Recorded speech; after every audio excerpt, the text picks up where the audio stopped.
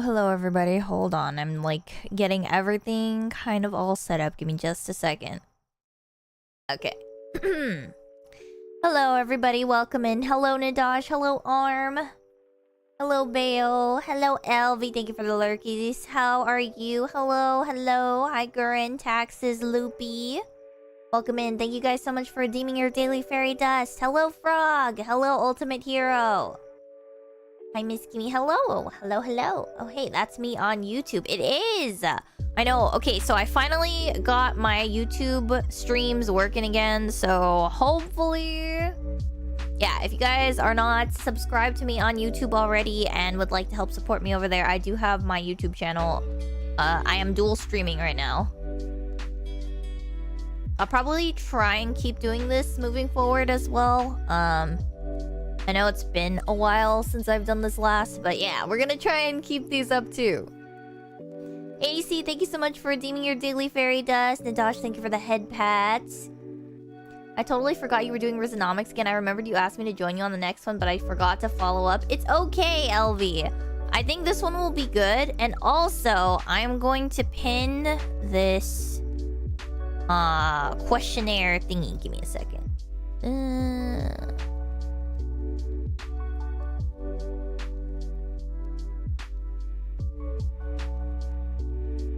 That's not the one. Oh. Okay. Copy. Yeah, you could join me for the next one. All good. Alright, let's pin this. Because us together, we will be unstoppable. True! So true.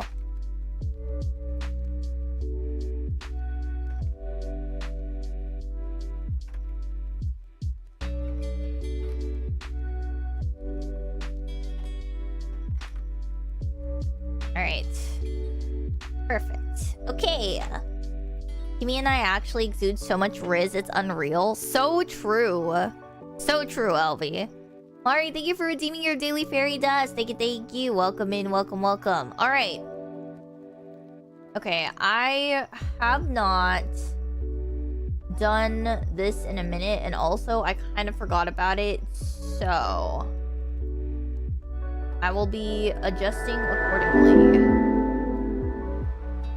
Okay, I knew that this was gonna happen. Hold on, give me 1 second.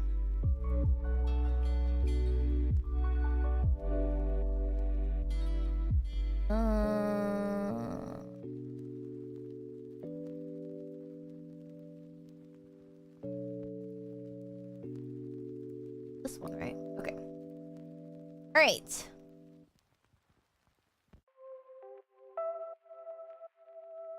Okay, bestie. I'm here. I'm ready.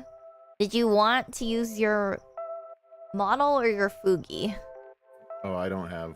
Okay. Okay, no. Fugi. Yeah, I'm gonna put you... Put me wherever, it's okay. Okay, you're sitting on the couch with me. You remember the couch? Oh, yeah. You remember our couch? I do. It's been so long since we've done this. I know.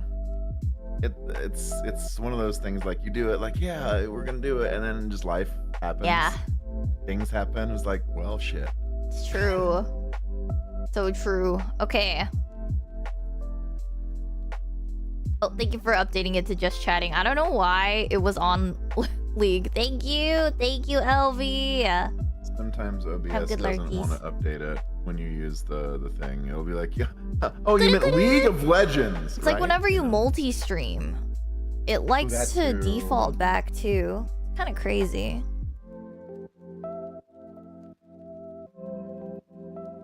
Yes, Bayo, we're live on YouTube as well.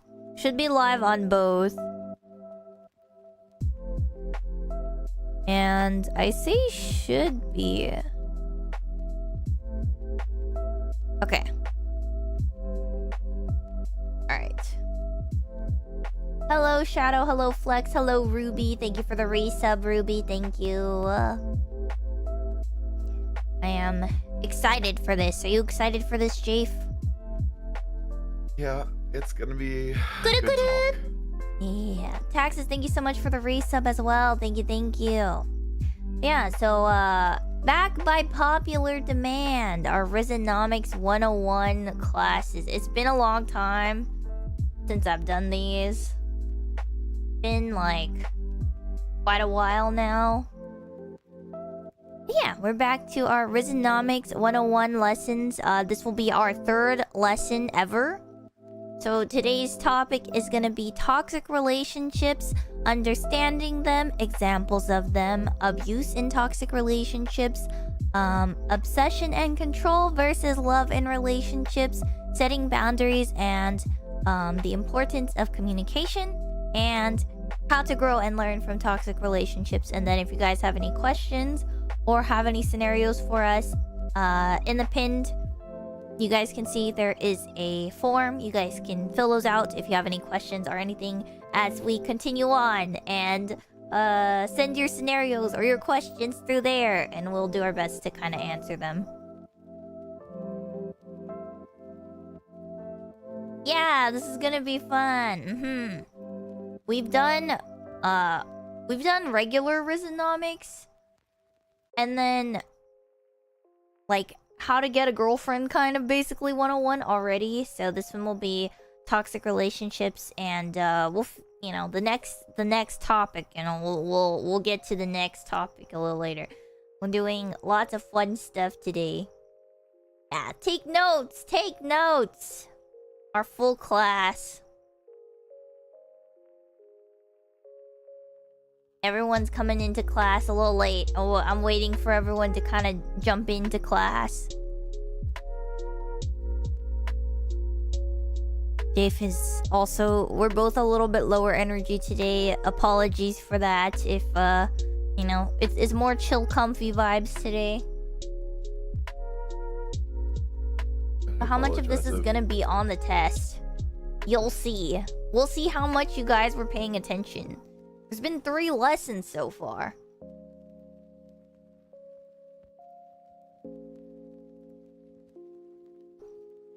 Okay. We will start with what is a toxic relationship? Jay, to you, what is a toxic relationship? Well, there are many different types, but the most common toxic relationship is where one person is doing their best to be accommodating, and the other person sees that and takes and takes and takes and takes. That's the most common one. But in general, a toxic relationship is one where there is either an inequality or a complete try to control everything about a specific situation to one's own good rather than the good of the relationship. Yeah, I would agree with that. I mean, you can be in a toxic relationship in pretty much anything. It could be friendship, a romantic relationship, or there are other relationships besides just romantic that can be toxic as well. True, familial can be toxic. Relationships between creators can be toxic. In fact, that's recent discourse on that on Twitter and stuff has been very eye-opening. Yeah, I think it's really important to recognize, because they can be anywhere. You can be in a toxic relationship and not realize it, and it could be with anyone, anytime, anywhere. But there's a difference between a toxic relationship and toxic people. Sometimes there are people that have toxic traits or could be doing things that are toxic and not realize it. So I think it's really important to talk about, so we recognize that we have toxic traits in ourselves too, and things that we can improve on and work on and help us better our relationships with other people in general, which includes your romantic relationships for those of you that are looking to rizz up someone. Because we don't just want to get the girl or get the guy, you guys want to keep them. Yes? Yes.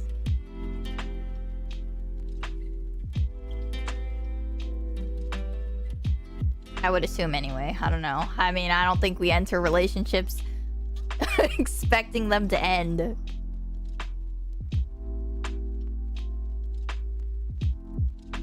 Not normally. I think that dooms things if you expect that it's going to end one day just from the beginning, because there's like that looming fear of, well, I guess it's over already. Day one. True. Luke, thank you for redeeming your daily fairy dust. Welcome into class. Welcome in. Everyone's taking notes. Nadash, thank you for the hydrate. Thank you. I will hydrate. God, it really has been a while since we've done one of these. But yeah, mostly doing this today because we want to bring some awareness to certain topics for certain people that may need to hear some of these things. I think it's very important. We raise some awareness. Everyone can get kind of some good advice if they need it. And yeah, I mean, general wellness check too.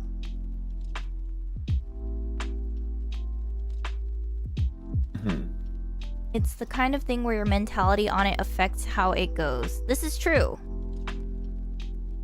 We just don't...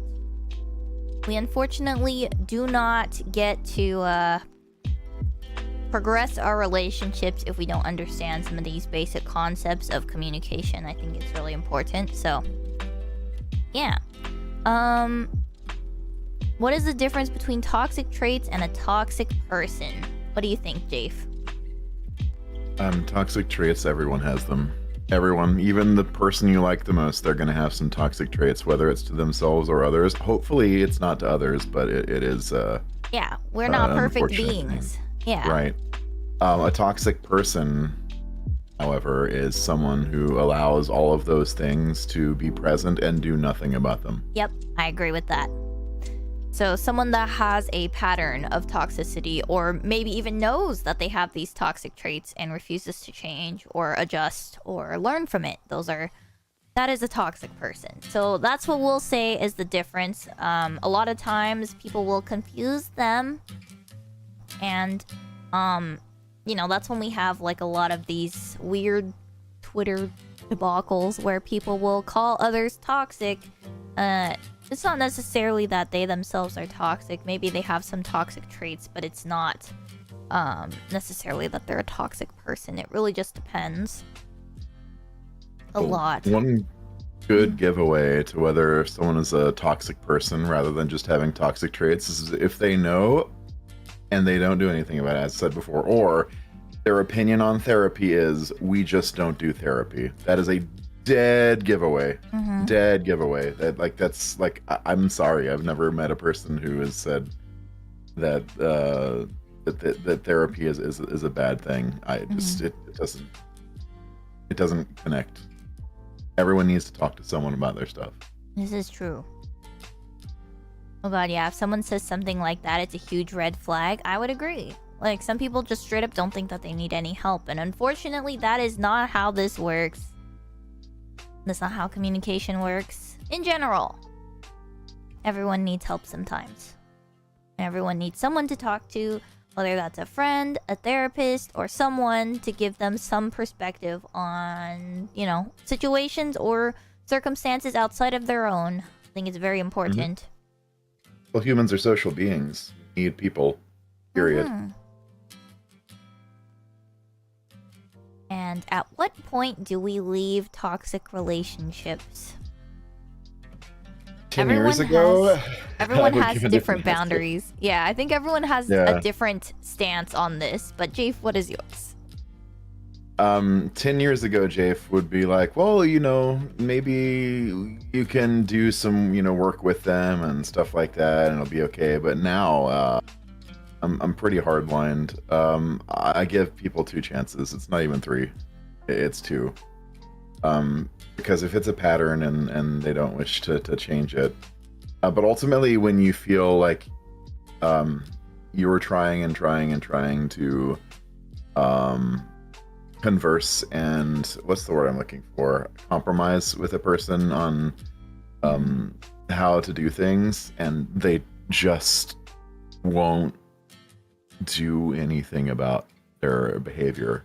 They say like it's just the way I am, or I can't do that because blah blah blah, listing off a whole bunch of reasons that aren't reasons, like not taking accountability. Stuff when that happens like more than once, it's just like, okay, well, this is just not gonna work. Whether it's a friendship, a creator friendship, or relationship or family, if someone's not gonna listen to your feelings and validate them and try to do better, and of course this goes both ways too. You can't just be the only one dealing with stuff. That's when it's time to go. When you do not feel like your needs are being met, and there have been a couple conversations already about it, staying in that is going to lead to more mental health harm than doing the best thing for you. And hello, horse in a trench saying coat. How goodbye, are you? Thank you for redeeming your trying to end on as best terms as possible, and going your own way and finding someone who will do those things for you. Of course, you have to do those things for those people too. Yes. It's not a one-way street. Yeah, I think for me, the point that I would leave. So, I actually am very bad about this. So when it comes to setting boundaries with people, this is probably my toxic trait. I'm very bad at setting boundaries with people. So I've gotten a lot better at it. But before I got better at setting those boundaries, I used to very much so, I would tell myself that it was not that big of a deal. So when someone would do something that would bother me or overstep a boundary, even if I had stated it prior, I would just tell myself that it's fine and it's not a big deal, and people could just keep doing it again. But now I would say that I've gotten to a point where if I tell someone, hey, this is how I feel, this is my boundary, please respect that, or we could talk about it, right? I don't mind talking about it, like trying to have a conversation where you come to some sort of conclusion, but if there is no conclusion to be had, right? If there is no compromise that we can have, that just means we're incompatible, right? We're just not compatible people. And for me, that usually means that I will just keep the relationship at, it won't get closer than what it's at. Does that make sense? We won't go further than where it is, or the friendship cannot develop, or the romantic relationship cannot develop further. If it's a romantic relationship, then I would just end it, because I know that I am not comfortable, and I will never be comfortable, because our stances and what we want and what we need are completely different. One thing I should mention on mine as well is like any amount of abuse, like intentional abuse, it's over.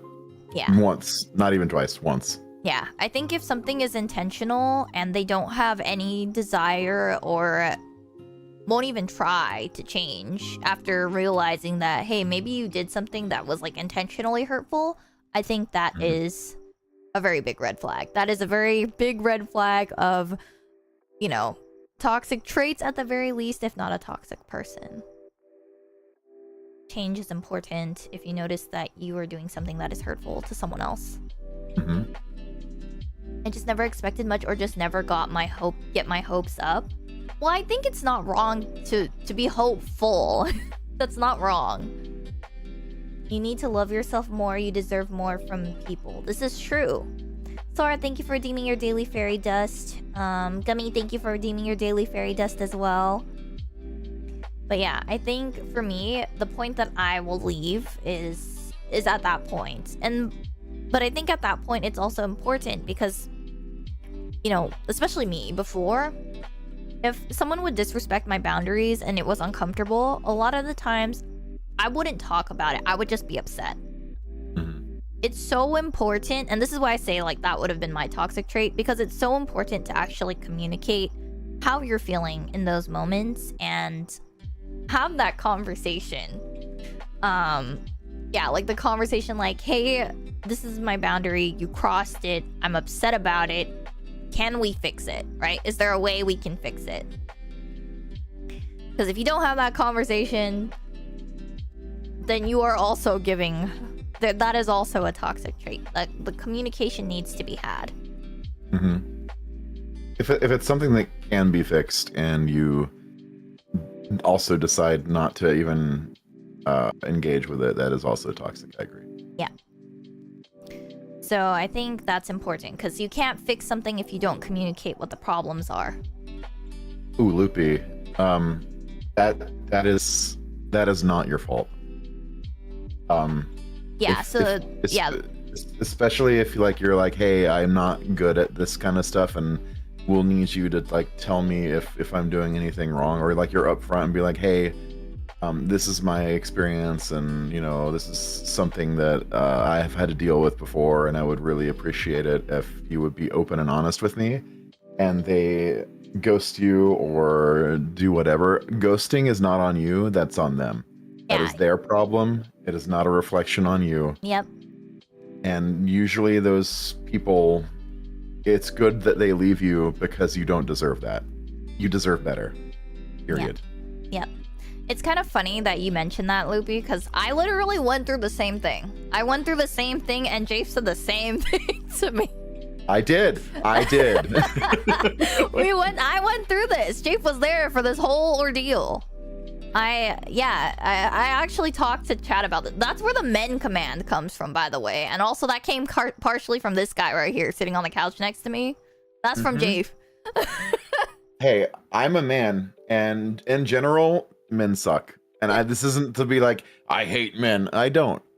But it's and this is a whole other topic, but I think it also is like societal expectations of what a man is supposed to quote unquote be. Yeah. What that they don't know how to communicate emotions. Yeah. Right. Because we were taught for ages and ages that this is what a man is, man strong. But in general, like, we have feelings too, and you have to express them. So like teaching and watching my friends grow and understand that as well, and like having emotional conversations with them and having them cry, it's great. Crying is release, and I don't trust people who don't cry. I think it makes us human. A lot of times, because I mean, obviously, I have a lot of guy friends. Hello, the person sitting next to me is a guy. Hi. Hello. But yeah, I think it's really important that people kind of remember this too, right? A lot of times, like that emotional release or those like the emotional IQ that people kind of need to have to be able to communicate how they feel, people just don't have. Like some people just straight up do not have it. They don't have the emotional intelligence for it. They don't have the tools for it. And that's partially why we're having this conversation right now, because this is very important for everybody, for everything. I think a lot of people need to kind of realize like, hey, it does actually affect your communication. I know a lot of people think that it doesn't, or it's not that big of a deal, but it kind of is. Because you do end up hurting people a lot of the times when you don't realize things or don't express your emotions properly. It can be very hurtful. And it hurts you too. Yeah, and it can come out in ways like ghosting, right? So we consider that like highly avoidant personality sort of expression. So people ghost others when they cannot communicate how they feel properly.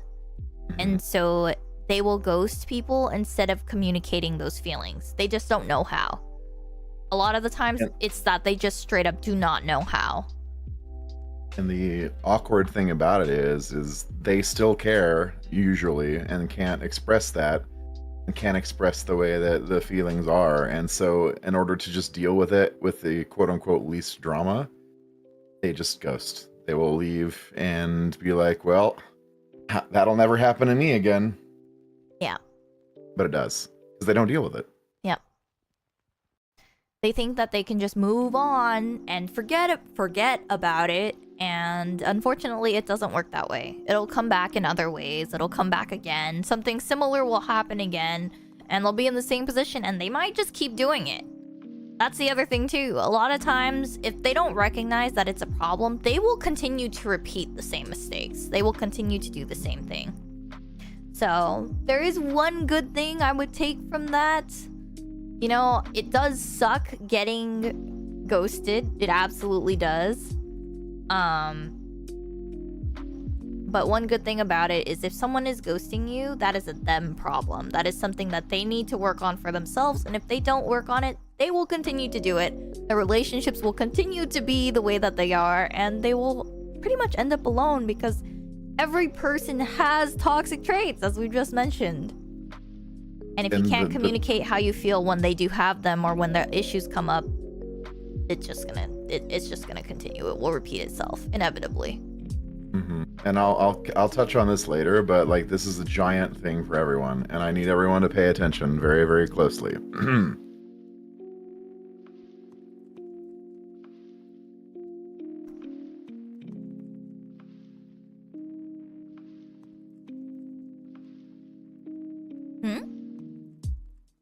It's up to the person to fix themselves. You can't fix them. Yeah. That's actually huge. We cannot change other people. We can only change ourselves. We cannot. It is not possible for us to change others. We can only change ourselves, which means we can only work on ourselves. Which is again why this lesson is so important today. Because if we can figure out ways to work on our own toxic traits and the things that are harmful to others that we do to ourselves or problems with ourselves, then we have a better chance of having a better relationship. Very important. I know it's crazy. It's all related. Actually, that kind of segues nicely into two. Oh, that's true. Let's see. If someone were to make a documentary about your life, which actor/actress would you choose to play yourself? That's kind of a random question, but if I were to answer, I have no idea, to be honest. I don't really watch that much. I don't know, some Asian actress, I guess. I know exactly what my toxic trait is, and that leads into one of the questions that was asked. I don't know how to be confrontational, and I'm just saying confrontational in the idea of starting uncomfortable conversations. Okay, so I think when it comes to... Because I'm not confrontational either. I have a highly avoidant personality too, so... As we've mentioned, I am highly avoidant, and my toxic trait was I could not state my boundaries. And this is also because I'm not confrontational. Usually avoidant people are not confrontational, and that also means that we don't necessarily express how we feel very well, right? It's just something that is more awkward for us or takes more time to think about and to work through. You, unfortunately, I hate to say this, but it's kind of true. You have to get into the mindset that it is something that is necessary for the relationship to continue. For any relationship to continue. You have to tell yourself that it is necessary. It is absolutely required, because if you don't communicate, you could lose your partner. You could lose your relationships. If you don't communicate, you can lose friendships. It's very important. You have to kind of drill it into you that the conversation is important. You cannot put it off. You cannot avoid it. You have to keep reminding yourself that it is important, and the sooner you have that conversation, the better you both will feel about it. Escaping a potentially awkward or uncomfortable situation will always be the resolution of people who are not willing to put in effort for your affection. That's true. Yeah. They're straight up just not willing, because like we said, it is possible for people with toxic traits to change or to grow, right? Or to learn from, you know, hey, my partner is telling me that whatever I'm doing is hurtful. Like, okay, so I have the toxic trait of doing this thing that is hurtful to my partner. How do I go about fixing that? How do I go about stopping that? If they're not willing to put in the effort to do that, they're not worth being around. I'm sorry to say, that's just how it goes. They're not willing to put in that effort to fix those things that are hurtful. They're not worth being around.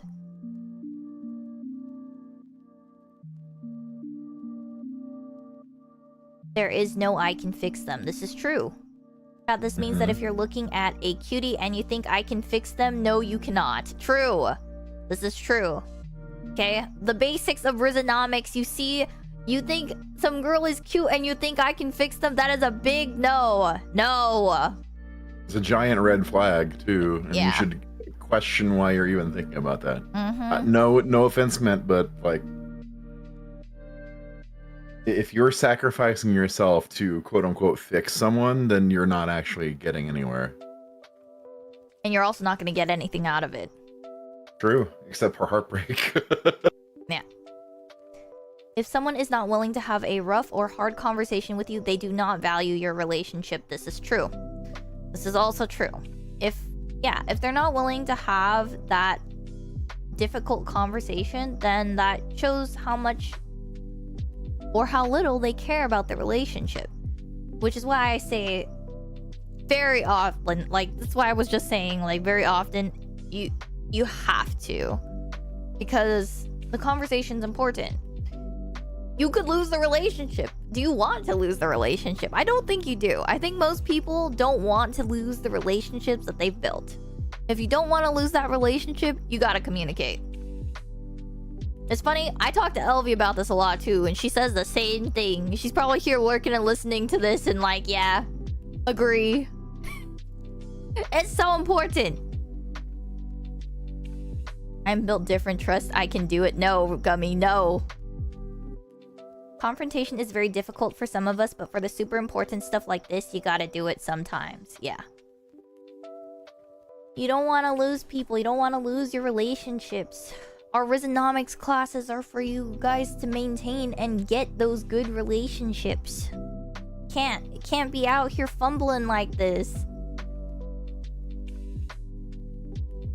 If I had a problem with someone, I would talk with the person and tell them what's bothering me. If they send me paragraphs instead of just getting to the point, fuck them. Well, okay, so that I wouldn't necessarily agree with. Sometimes how someone's feeling and the problems that they have with others are bigger or more important or need more time to clarify or need there's nuance to it. Yeah, I agree with the nuanced take on that, because some people bottle, and that is a toxic trait. It is not indicative of a toxic person, but yeah, some people will bottle things, and then like the paragraphs is like all of the nuance as to everything that is happening. I think that as long as the point is being gotten to and you two are able to discuss things then that is at least a very good first step. Yeah. Because sometimes a boundary, right, that someone needs to state does require more context, if that makes sense. For some people, it requires more context. Like, if I were to say,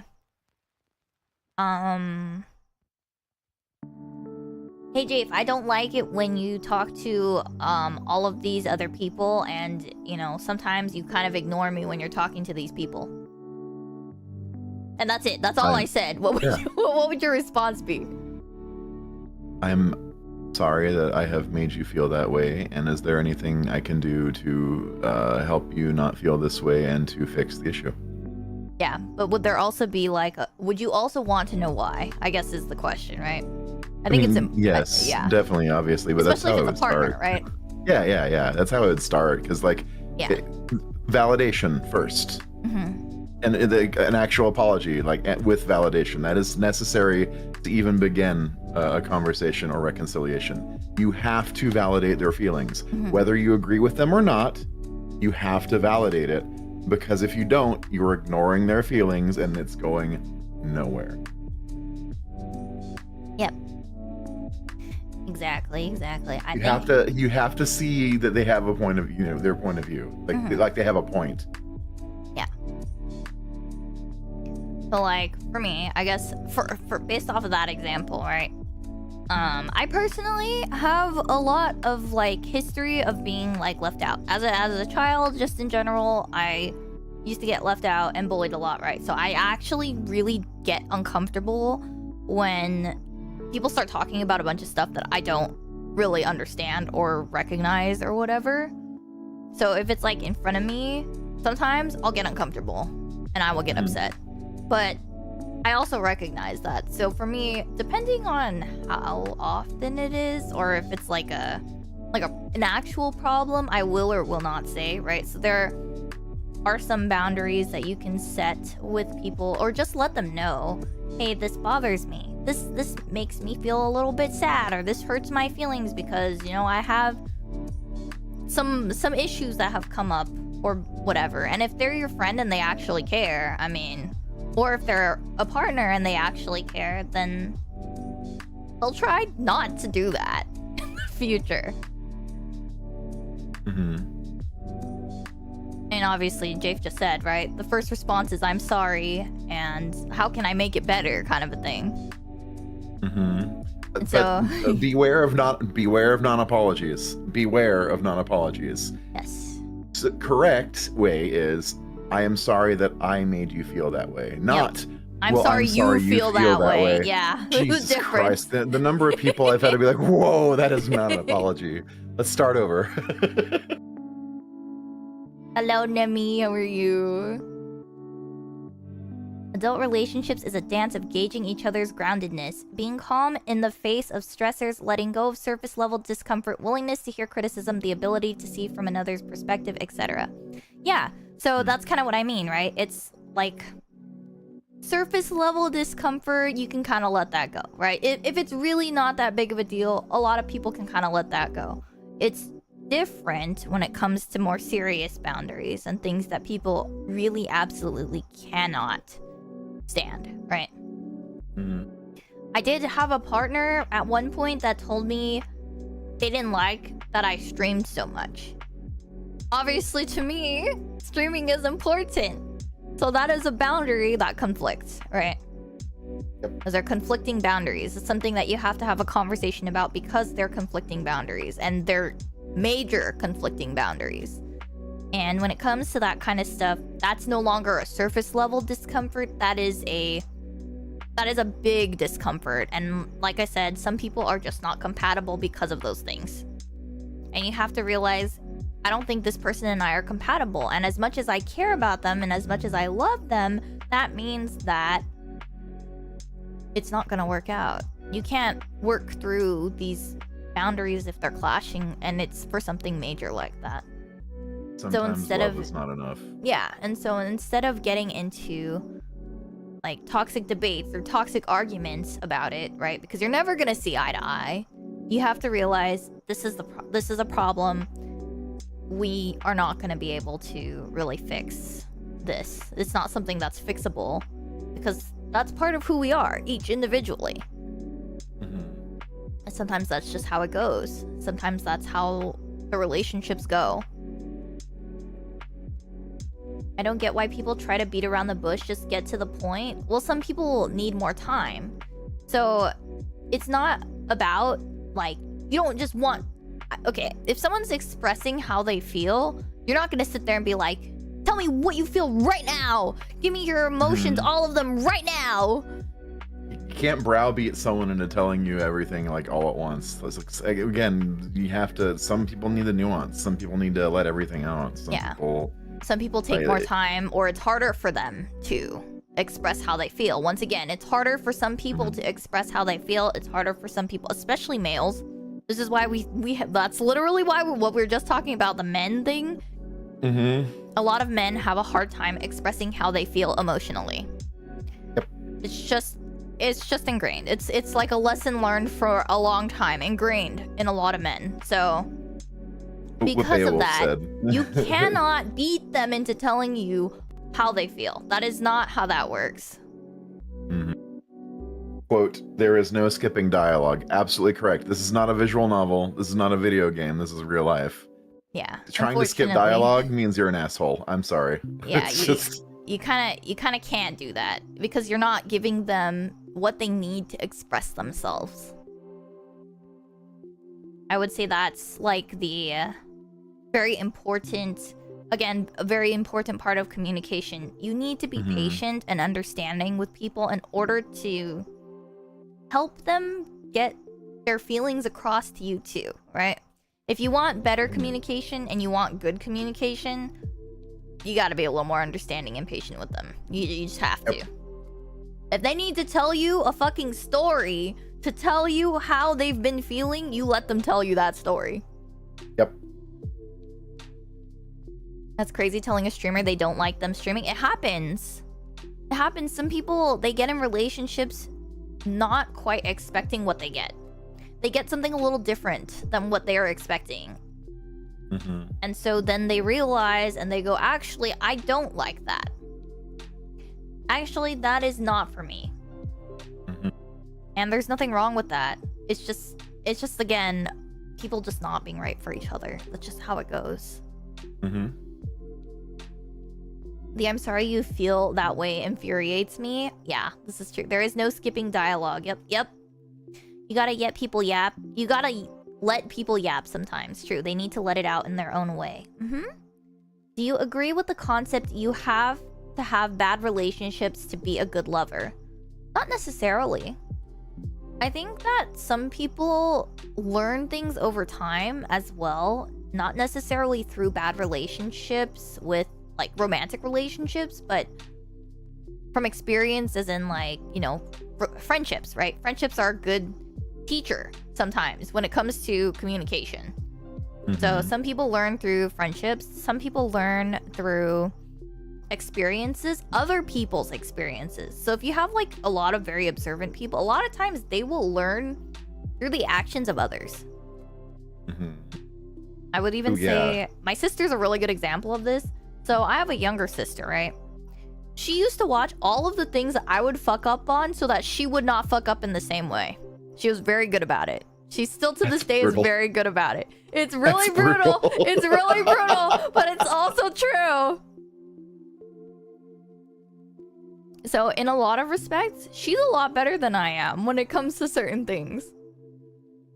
I think that's definitely one way to do it, but I also disagree with the concept, kind of. Yeah, it's like, yeah. Because some people, every relationship they get into that fails or they drift apart or something like that, it adds a scar. Whether it's a big scar or a small scar. And sometimes, like, the scar tissue can build up enough to where you have to seek help. To get those scars a little bit flatter so that there's not like a mountain passage to your heart. Well, I mean, I was like, definitely that way for sure. Well, if you've got to have a best friend to carry you so you can drop a ring into a mountain, it might be time to consider getting some help. You can't do it alone for sure. Yeah. Real life? Yeah. Real life relationships, friendships, romantic and otherwise. W sister though? Yeah, I mean, she's always been a smart cookie. Do you two like your cheeseburgers with or without cheese? Yes. Yes, cheese. Thank you, Red Sweet Rum, for redeeming your daily fairy dust. The role of the elder sibling, being the pathfinder and getting all the character development and personality. Ah, yes. W references Gummy. He liked your reference, Jafe. Oh yeah. I actually, this is a little aside, but if you want to see good relationships, like friendships and stuff like that, I'm gonna plug this. The Lord of the Rings movies, the trilogy that came out earlier, like, it's good. It's so good, and it shows you all kinds of different stuff about like what friendship should be, as opposed to, because nobody's trying to get one up on each other. When Boromir makes a mistake, he's like, oh shit, I fucked up. Well, I'm gonna help these other people to kind of hopefully redeem myself, and also let the people who we need to do this thing get where they need to go. And like, that's really good. Like, it's just a really good, and it'll also get you to cry too, which I said is important. So I mean, it is called the Fellowship of the Ring after all. Mm-hmm. As an only child, I had a few/no examples of healthy relationships. It took multiple hardships before I understood the dynamics of healthy interpersonal relationships. I'm the same way. I'm not gonna lie, I am the same way. So, I've talked about some of my relationships to chat. I think most of them have been kind of bad, to be honest. Yeah, I mean, sometimes you go through a lot of you have to go through a lot of shit to realize that there are, things. I mean, I have always hard reflected on myself when it comes to a lot of things. But I think sometimes it takes even more than that. Like, it really does take a lot of talking to other people to kind of understand other perspectives and things that, like maybe I was doing that was hurtful too, right? I think that is something that takes time to understand, or takes more time to grasp.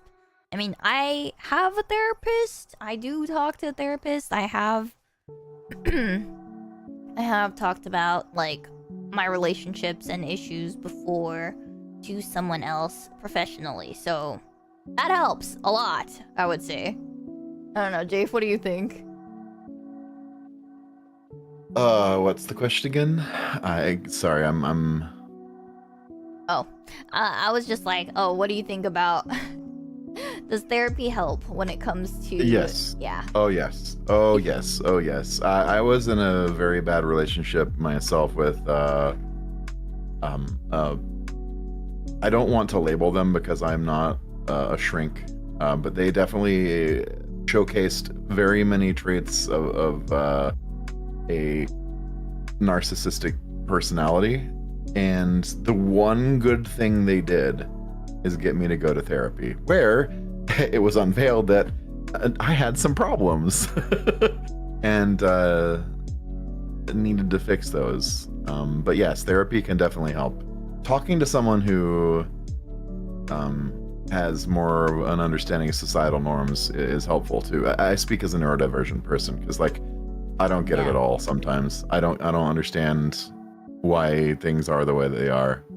So yeah, I have had problems like that before too. So I mean, even for me, my first relationship was an abusive relationship, both like mentally and emotionally, and a little bit physically too. So that being my first experience with a real relationship kind of set the tone for the rest of my relationships. You don't really realize it much at the time, but that kind of thing will carry over.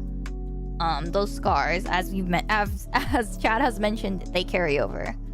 And if you don't like realize it, or don't have someone to talk to work on or work through a lot of those things, it's very difficult to like change or to get other perspective, or to see how, maybe you developed your own toxic traits as sort of a self-defense mechanism.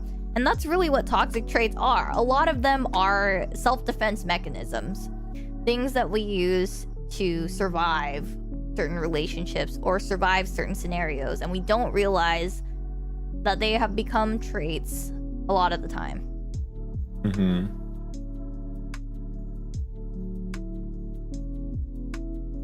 Let's see. I am too, and I had to learn from my own parents.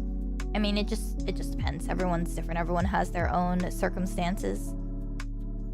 I've been there for them all. Okay, all of them since she's been a VTuber anyways. Yeah, some of the earlier ones, the really damaging ones, you were not necessarily there for. But yeah, I'm also the oldest child, and I've definitely been through a few bad relationships before I started learning what to do and what not to do. My therapy has been, it is what it is, and screaming into my pillow can confirm it's not healthy, chat. Yeah, I think it's good to go to therapy because they do give you like tools. They give coping mechanisms. They give you coping mechanisms. They give you tools, things that you actually could probably use and need in like your everyday life and other stressing circumstances and whatnot. I think it's super important. Hello, Cass. How are you? Welcome in. Legit, I think my rougher relationships when I was a teen made me realize I need some time to develop myself before going back into anything. It's been about 8 years or so since I've been in a romantic relationship, And I think I've changed a bit for the better. Still gotta work out some issues, I think, though. I think that's really important. I think that's really good. You know, taking time for yourself to like heal and kind of develop as your own person is also a really good and healthy way to get through, like, you know, maybe some harder circumstances that you've dealt with, harder relationships and things. Your fixation on the ins and outs of interpersonal relations is proof enough to me that you had harsh experiences. Otherwise, why would you be so focused on it? Much love. Thank you. Yeah, I mean, it's important to me. I don't want to have... Because I've been seeing it more recently. A lot of my friends going through a lot of some of these pretty bad situations, maybe similar situations. And I'm sure that chat has had their own experiences as well. I think it'd be like, it's really nice to kind of share some of this stuff with everyone so that everyone can kind of learn and maybe be better and maybe feel better too. Obviously, Jafe and I are not like professional therapists or anything like that, but I think it's good to have that perspective from someone else maybe you don't necessarily have. And there's a lot of people that don't necessarily have people that are willing to talk about this stuff, so I think it's important. Oh my god, it's Leo. Hi, Leo. Guys, don't fap. You need to be horny enough to build the confidence to hit on someone and tank the rejection. That's crazy. That's crazy.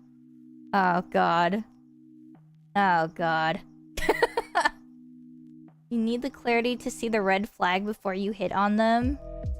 I don't think that you can know red flags off rip unless they are very, very blatant. Yeah, Whether you fap or not is not gonna help with that at all. Yeah, I think sometimes it really depends. Like, I feel like you don't learn... Okay, so sometimes you learn about people very late into a relationship too, which is what makes it hard to have some of these conversations because you don't want to give up on the relationship after you've been with them for so long. Yep. But sometimes you learn about things like things that... You know, Leo, I don't know why you're saying this because you're the one that was talking about boundaries being so important. You know, we had this conversation not that long ago about how important boundaries are. So it's like, even if later on into a relationship you figure out this person is they have this trait or they do this thing that is a red flag or a toxic trait and it affects your boundaries, I think that's still important. It can still happen. And you still need to protect them, right? So.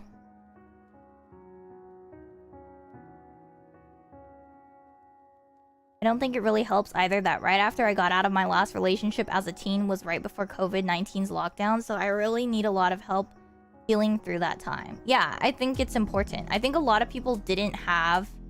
Yeah, during that time, like, social interaction was low, right? Severely, to the point that a lot of people were suffering from it mentally. So I think a lot of this stuff is like good to like go over just to kind of give everyone an idea of like, yeah, life advice is valuable. Yeah. Thank you for redeeming your daily fairy dust, Yaxi. Thank you, thank you. Rin as well, thank you. Listen, I'm tired of not thinking, brain hurts. No worries. You're good. Red flags don't always show right away. True, I agree with boundaries. My point is you need to be crazy enough to be able to try and ask a person out. And shooting your testosterone ain't gonna help. Crazy enough to ask someone out. I don't like that framing at all. I don't... Listen, whether you are like jizzing into a rag before you do something or not, sorry for the imagery there, but like I gotta be blunt.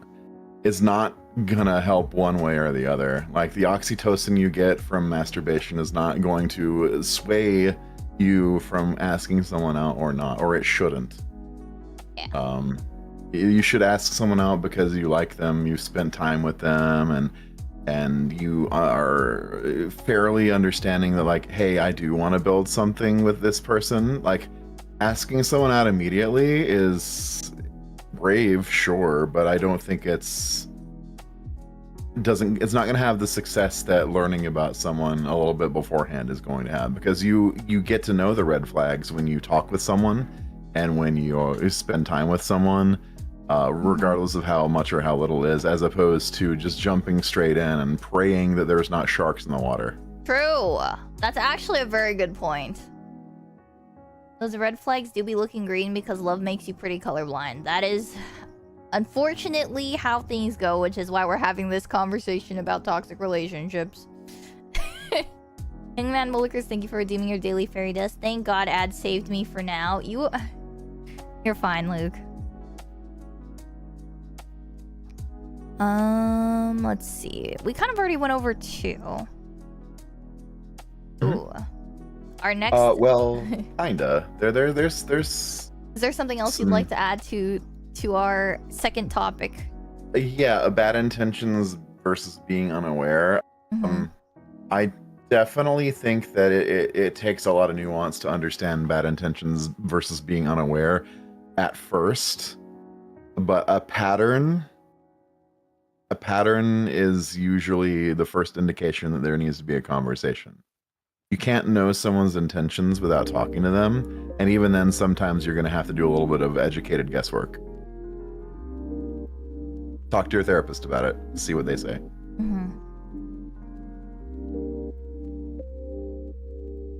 Highly disagree. There is a chemical level.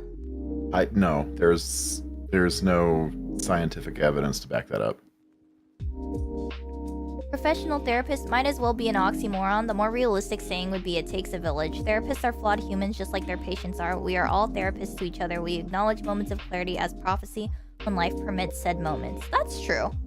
That is true.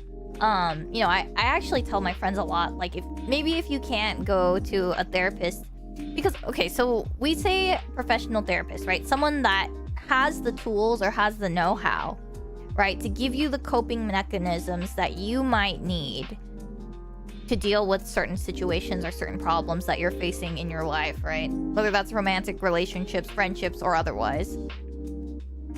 They give you the tools that you need. Not everyone is going to have those tools, but the therapists are technically supposed to have a lot of those tools to help you cope. They spend time learning. They spend about time stuff. learning about how to But cope bias, with things. their personal bias can get in the way sometimes. Their own mental health issues can get in the way sometimes. So, like, having a second opinion and even a third opinion as well. That's why you don't just talk to a therapist. You talk to your friends about it. You talk with your partner about the therapy if that's something you're comfortable with doing. Like, the more that you talk, but also you have to also trust your own feelings.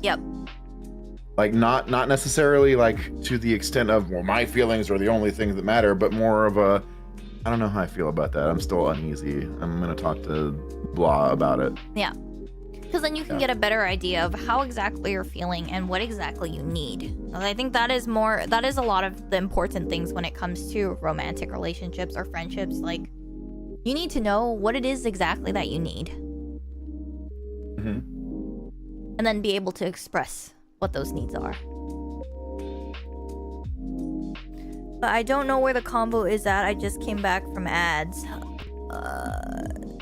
Don't worry about it. It's fine. Multifaceted mental health. Yes. Yeah.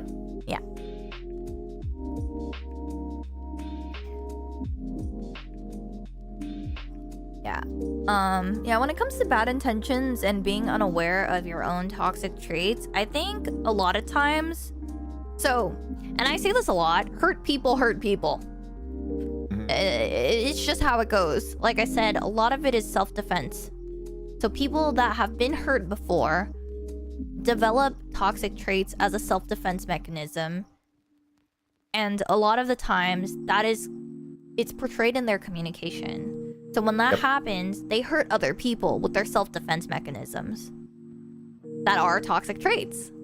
So a lot of times they don't realize they're doing it. A lot of times people are unaware that they're doing those things. So sometimes people are aware and will continue to do so, right? And that's what we consider a toxic person as opposed to a toxic trait. But a lot of times people are just not aware. It's not that they have bad intentions necessarily. They are quite literally just unaware.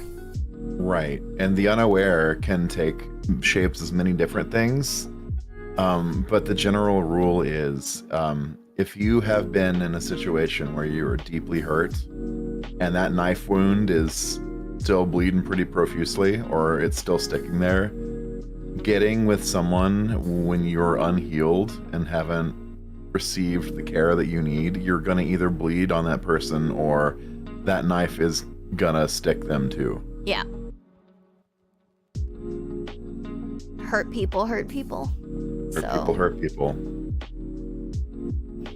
Yeah, that is something to be aware of before you actually enter in any sort of romantic relationship. If you have not healed from your last one, if you haven't been able to learn or heal on your own, at least a little bit from your last one, you will continue to hurt other people too.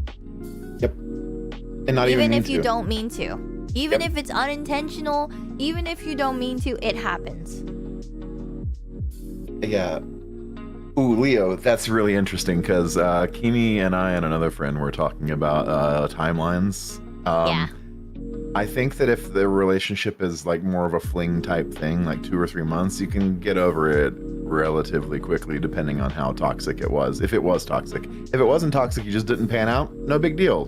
Find someone else. Yep. But if you're healing from a toxic relationship, standard is, and I'm saying this because I don't necessarily agree with it, is half the time that you were in the relationship to work on yourself. Now, obviously, some people heal quicker and some people heal slower.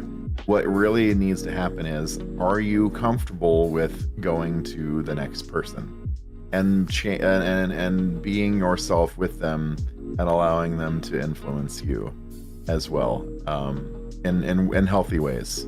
Can you carry out healthy conversation? That should be the indicator. Yeah, and it's actually so funny that Leo's bringing this up because, so I actually did talk to my therapist about this, and it was interesting what she had to say too, because her opinion was also, it depends on the person, right? It depends on how they've developed after the relationship has ended too, right? Things that they've realized on their own, or, you know, things that could, you know, how it was for that relationship, or what they learned, or how they grew, or how things happened in the relationship. Because yeah, I mean, for me, there was a time where it's like, yeah, I would date someone pretty soon after I had dated, like, kind of after a breakup. And I think there was a time where it was like jumping into the next one so I don't have to feel the emotions from the last one, right? Again, another toxic trait I would say is something that I have done before. But yeah, after talking about how some of them went, like the ending and how I felt and the stuff that I had kind of learned while being in those relationships, yeah, there was also a point where my therapist was like, "Oh, you're fine. You're good. You understood what happened. You processed it, and the way that you will move forward going or being with someone will be better." So it depends. Like, there's not necessarily, like Jave said, it's not necessarily an exact timeline. Sometimes you figure things out faster, sometimes you figure things out slower. So it just depends. I pushed others away before when I was hurt. I ignored advice I needed to hear. Yeah, that happens sometimes. Recently, I've learned to say I. I think that's important too. Also, hello, Cherry. How are you? How are you, wifey? Ooh. Another thing, when you've been hurt and you're looking at other people and you might be, having feelings for someone, nobody likes to do this, but you need to evaluate where those feelings are coming from. Whether it's a desire to be wanted or you actually have feelings and want to pursue something with them. Yeah. It's a really harsh reality. I mean, you should do that in general, but especially if you've been hurt. Yeah. Oops, recently I've learned to say sorry, but if we started dating right now, I would not be emotionally invested. I would be too scared of being hurt. Yeah, and I've actually done that before too. So, yeah, I mean, it's been a while now, but yeah, there was a time where I was saying the same thing to a couple people for the same reason. I wasn't ready. I told people I wasn't ready. I'm at that point right now too. I should write that down to tell people. Good advice. I I highly believe my friend needed more time to learn about their last relationship. I mean, like I said, I think it just depends. Different people process things or learn things differently.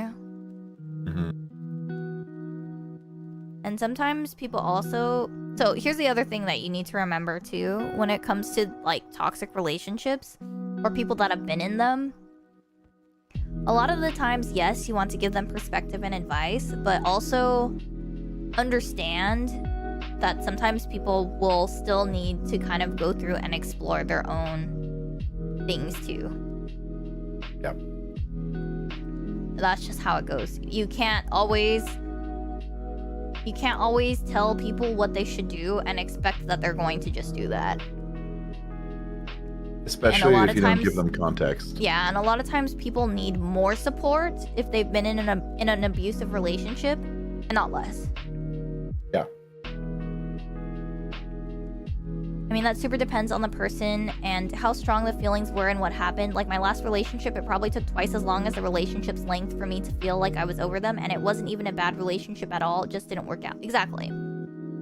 I think that sometimes that's even worse is when it doesn't work out. Not because it's like, I'm not meaning like it's worse than a toxic relationship, but like when nothing, like when everything seemed to be going okay and it just doesn't work out, I think it gives... It's more hurtful. It sucks yeah, even it's more hurtful you're because you want that person, but love is not enough. Yeah, and sometimes it's like you're convinced, right? Like, why couldn't it work out, right? Like, oh, this person was such a good person. Why didn't it work out? I think that's very common. The compatibility just isn't there, or you want different things. You can love a person to death. You can be their best friend and they're your best friend, the person you want to talk to all the time, be with all the time, but your life is going in two separate paths. Even if it's just a slow drift, it can hurt because on paper, that person's perfect.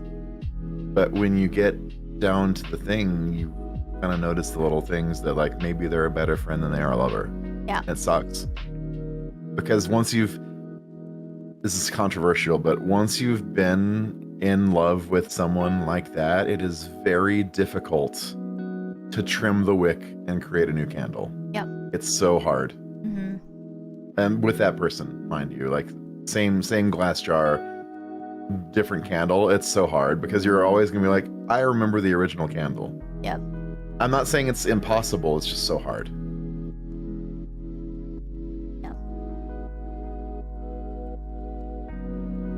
It takes time to learn how to love another person. Sometimes it takes harm, sometimes it takes self-reflection, sometimes it takes examples from around you. Regardless, it takes time. Yes. And you have to let people make their mistakes too. I mean, obviously we're trying to make everyone aware of what a toxic relationship looks like in general, right? For friendships and romantic relationships in general, so that we can kind of understand what they are, so that we can try to avoid having them, or at least so that, you know, we can kind of get an idea of what exactly we're seeing, right? When it comes to people.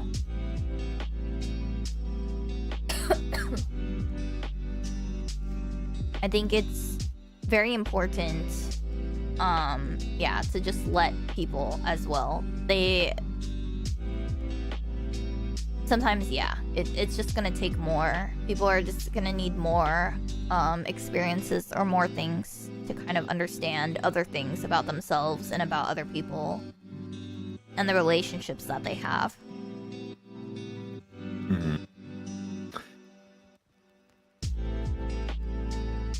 And since we're talking about abusive relationships, yes. What an abusive relationship looks like? First, Scotty J, thank you so much for the control, resub. Thank usually. you. Controlling the entire situation so that not you, but like the person gets everything that they want and has to sacrifice the least. Whether it be controlling everything that's happening, like not letting the other person get in a word edgewise, always making decisions, being manipulative in ways like, oh, so you don't love me then? Oh, or people who say, "Oh yeah, I guess I'm just the worst, huh?" Like just completely not Emotional manipulation. Not even looking at the other person like they have a point is the most toxic thing that can happen. Because like if you can't even think that your partner has a point to stuff, like they might have an idea of how things are, or like, you know, you're not validating their emotions, like are you really wanting to be with them, or you just like the idea of them? Yeah, like that's you like the idea that you have control over them. Yeah, I think that is, yeah, I mean, it's very much the epitome of an abusive relationship. Like I've said, I've been in one, Jape's been in one, we've also seen other people in them as well. I think or it's... the hot and cold bullshit, also disgusting. Yeah. Don't do that. Do not do that to people. Either you're with them or you're not. Don't hot and cold them. It's not okay. That is manipulative, abusive behavior. Like, people are like, "Oh my gosh, I wanted tsundere." No, the fuck you don't. I promise you. I promise you. You don't. It's... and I mean, even like the ghosting and the avoidant behavior, I mean, that can be abusive too. When it's being used in a way to make someone else feel bad, that is abuse as well. Right. So it really depends, right? Some people will straight up just ignore their, you know, their partners or their significant others, you know.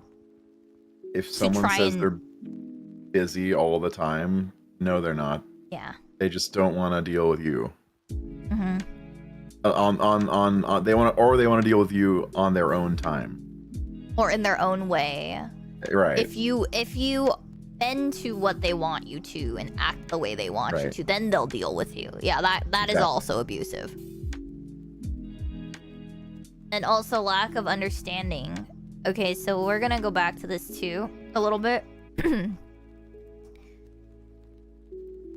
If you express how you feel to someone and they tell you in any form that you should not feel that way, or that your feelings are not valid in some way, that is also very toxic. It is usually right beside "I never asked you to do that," which is also incredibly or everyone says, everyone feels the same who's way everyone? I do. Yeah. Who's everyone? Right. Or if they try to use therapy talk against you. Oh, another thing. When dealing with mental health stuff in toxic relationships, do not listen to TikTok influencers. They are there to sell you an idea and get your view. I am just telling you what they're doing. Like, seek a professional or someone who is knowledgeable in that topic to get a better idea instead of some internet personality. One thing I disliked, hypocrisy when it came to friends. She had mostly male friends, but she hated I hung out with my female friends.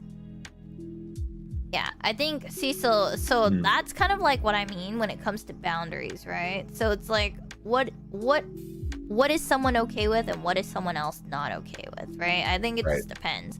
That is something that you would have a conversation about, talk about, see if you could come to a compromise, and if you can't, you cut that off. Yep. True and real, often what one likes to see in fiction is not conducive to a healthy relationship with another real person. This is true. Yanderes, tsunderes, yeah, we got examples of those. Not exactly ideal to date. I forgot my sub ran out today. No worries, ADC. But yeah, I mean, abuse can be seen in a lot of different ways. Besides just physical, there is a lot of emotional and manipulation, and honestly what it comes down to is just control.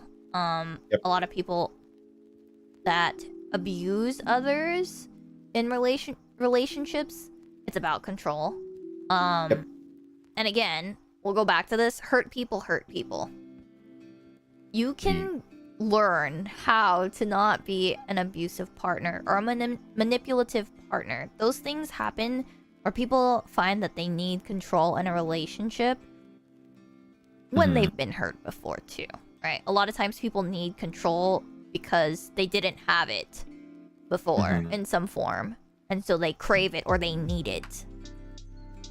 But you have to understand that it does not justify the actions. Okay, the actions that are taken are not justified. Just because you know that someone has been hurt before does not give them an excuse to abuse someone else or hurt someone else. That is not an excuse.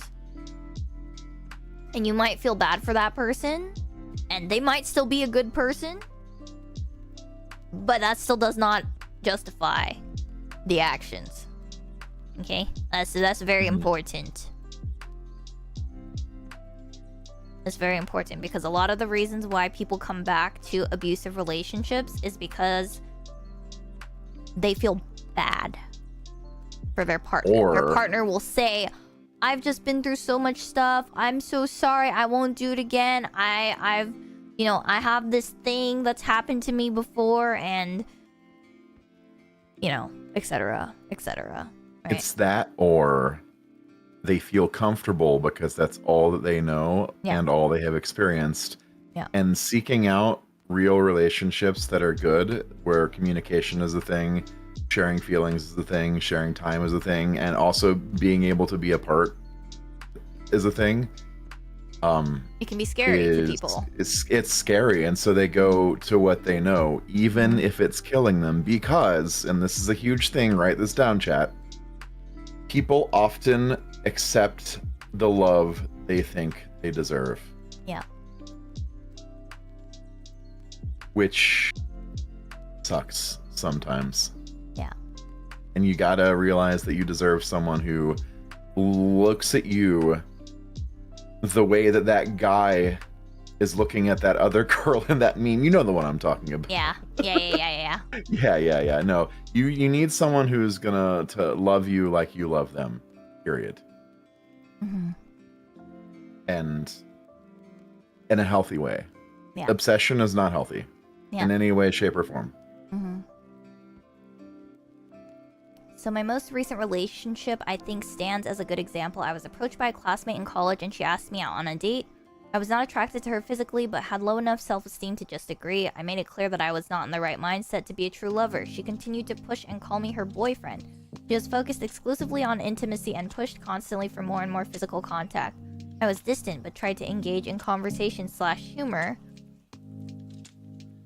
So, I've actually been in a situation like that before too, and I kind of let it go the first time the guy said that he was my boyfriend, but it was super uncomfortable. And I basically, I think it was after that, I got really mad. And this is before I was really good at setting boundaries, right? So instead of having a normal conversation, I think I just blew up at him because I was like, why did you do that after I just told you that I didn't, I wasn't comfortable, I wasn't ready to be in a relationship. Why did you do that?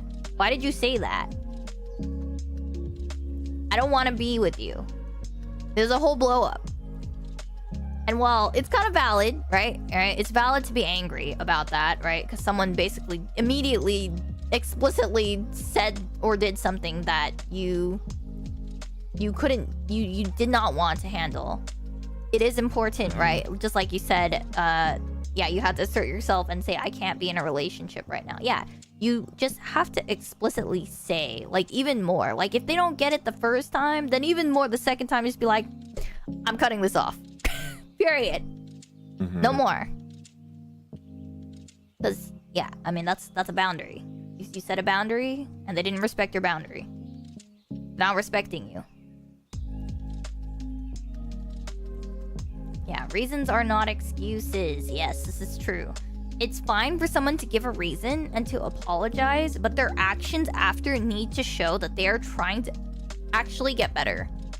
Yes. That's how you break a pattern of abuse, as opposed to fixing a toxic trait. Mm-hmm. Very true. How to fix the mistake of invalidating someone's feelings, especially when it was not your intention? That's a good question. Chief, you want to take that one? I think that it really takes a measured, thoughtful response. So I don't know the exact situation, but you could give them time to heal a little bit, not too much time, because you don't want to have them feel like you don't care. But you can say, hey, I'm really sorry for the way that I was behaving about this situation. I did not mean to invalidate your feelings. Your feelings are valid, and I want to try talking about this again with a more open mind, and with me saying less and listening more. Yeah. And also, I mean, even adding in, depending on if this is a romantic relationship or a friendship, like, I really care. Like, I really care about you, and I care about how you feel. I think that's, like, very important to do, right? Oh, like, yeah, just definitely. to say, right? Just so they know, right? Like, yeah, I care about you. I care about your feelings. You know, like, that is important. I think very important when it comes to making a mistake, right? Because you're gonna make mistakes. We're human. We make mistakes. We say things that are toxic on accident. We don't know. We didn't realize, you know, we don't always know the right things to say. And don't make it about you either. I'm not saying you would, but like, this is a general pitfall of a lot of people, like saying, well, I feel, and I, no, buddy, it's not about you. It's about their feelings, and the time for your feelings on it is past until they get their stuff out, and then you can have a conversation about it. Acknowledge that you made a mistake as well. Definitely do that. Do show that you care. Apologize. Don't like prostrate yourself necessarily unless you really fucked up bad. But definitely just like, you know, just be kind. Yep. And listen. Yep. Yeah, because I've done it before too. I mean, I have hurt someone before. You know, it was like, they might have hurt me first, right? Like, well, for example, right? Let's say someone hurts you first, right? And you respond, right? You have a response that maybe that's also hurtful back in its own way. Right? Maybe you didn't mean to, but, you know, you still, just because someone hurts you doesn't mean you hurt them back. Okay? It's like you need to have a conversation about it, talk about those feelings. And again, you know, in that moment after it happened, I did do exactly what Jave just said. I apologized, I validated their feelings. I think it's important. And then I said that I cared, right? Obviously, I care a lot. That's why I was upset, right? It doesn't justify anything, but that's why I was upset, right? I want to pick up on something you said there too about how it's not okay to hurt someone just because they hurt you. Yeah. That's revenge, and revenge never works out correctly. I'm gonna use something from a TV drama that I have watched to kind of make this point known a little bit. So in Grey's Anatomy, there is a couple where one of them wants a child very much, and the other one is super focused on their work and doesn't really want children. And they end up pregnant, and she doesn't want to keep it, and he does, but he accepts in the moment her decision to terminate, but then holds it over her head the entire rest of their relationship, to a point where it is like he cheats on her to hurt her back. That is, A, cheating is never okay. B, hurting someone back because they hurt you is incredibly manipulative and toxic and fucked up, and you're a terrible person to do so. So don't hurt someone just because they hurt you.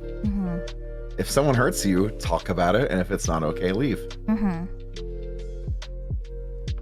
Yep. I know, Beowulf, I know, but listen, like, like, beyond the bullshit that happens in the show, there's some good lessons. Yeah. Physical affection and emotion affection are not the same. Sadly, many people attach themselves to one or the other too much. We should be wary of those who might be hurt and clinging onto one or the other. I wish there was a secret key to compassionately handling any/all hardships. I guess my above wishes can be condensed into the phrase, much love. Yeah, I think it's very... Unfortunately, we are human. We will make mistakes. Everyone has, you know, different ways of handling people, handling emotions, handling hardships, and sometimes they're good ways, and sometimes they're not. And not everything works for everybody. Hi, Fuvo. There's our professional therapist right there. Professional. He's professional. Would you like to give us some insight on toxic relationships, Smile? Would you say professional? Sorry. That's crazy. Revenge may be a dish best served cold, but an even better dish served cold is ice cream. True, Luke, true. Having ice cream during a conversation about stuff can be good. I would love some. Honestly, me too. The ADHD going hard. Yes, Same. they're bad. Thanks, Fufo. It's great advice. This is very true. Toxic relationships do be bad. I think that if you're actively trying to hurt or seek revenge on someone you're in a relationship with, there's already something deeply wrong with your mentality towards it. Well, so it depends, right? So once again, like we say, hurt people, right? So sometimes people don't realize that's what they're doing either. That they're basically seeking revenge on someone else within their relationship. Sometimes they don't realize it because they themselves haven't processed how they felt about something that they feel the need to get revenge for, right? That's true. Like, it's a crazy concept, right? But yeah, some people don't actually realize that they want to take that revenge on someone. They don't realize that, yeah, you know what? This thing that you did or you said bothered me or hurt me. And so instead of telling you about it, I haven't processed it. I still feel the way I feel about it. And now I want you to feel the way that I feel. That happens a lot. Yeah, and it can even be unconscious. It can it can appear in things such as withholding affection. It can be not giving distancing. Yeah, it can be not giving time. It can be clinging incredibly hard so that they can't get a lot of the stuff that they want to get done. Yep. It can look like accidentally crashing something that was supposed to be really good. Come out as passive aggressiveness. That's very common. Passive aggressiveness, like trying to one up someone. Like revenge isn't always cheating. Revenge isn't always going to be the incredibly toxic thing. It can just be little tiny paper cuts that add up over time. But that's why people need to talk about how they feel, right? So they process how they feel. Sometimes you don't even need to talk about it. Sometimes you just need to take a minute. Like, instead of immediately getting upset, right? Because you're upset, right? You know you're upset. Instead of immediately getting upset and just popping off with the first thing that comes to mind when you're upset, take a moment to breathe and think about why you're upset. And then try to express that in words. True. Actually, yes, words. Because, and this is something that I said I would talk about. If anyone ever puts their hands on you or shows that they will get physical at things going wrong or disagreements, it is time for you to slowly and as safely as you can get out of that relationship. Especially, and I'm saying especially because I know some of you out there are like, well, it's just this one time and he only punched the wall. If they don't go to therapy about it, that is when you need to leave exceptionally fast. Nobody has the right to put their hands on you, especially in ways that are physical. Like like massively abusive, like pushing, choking, punching, etc. Like physical abuse is a non-starter. If they have a history of physical abuse and they haven't had therapy about it, it's a non-starter. You do not want that kind of relationship. And I say this, but I know it's also very difficult to leave sometimes. Just know it's not normal. It's not okay. And you're not crazy for thinking, I need to get out. Yeah. Yeah, I think the instant something gets physical, that is a very, that's like a hard boundary, right? That's like a hard boundary you need to have for yourself. Like, if someone is getting physical, hard boundary, you walk away. Yeah. There's a difference, right? And, you know, I wish I could tell my younger self that too. You know, my younger self, not so smart. Okay, not the brightest. Didn't have all the tools, you know, to understand or cope with exactly what I was dealing with either. I've talked about this on stream before, but yeah, like, that relationship was toxic. I mean, he did throw stuff at me. There were things that would happen around me that was not like it's physical. It's physical violence. I'm really sorry that happened to you. No, it's okay.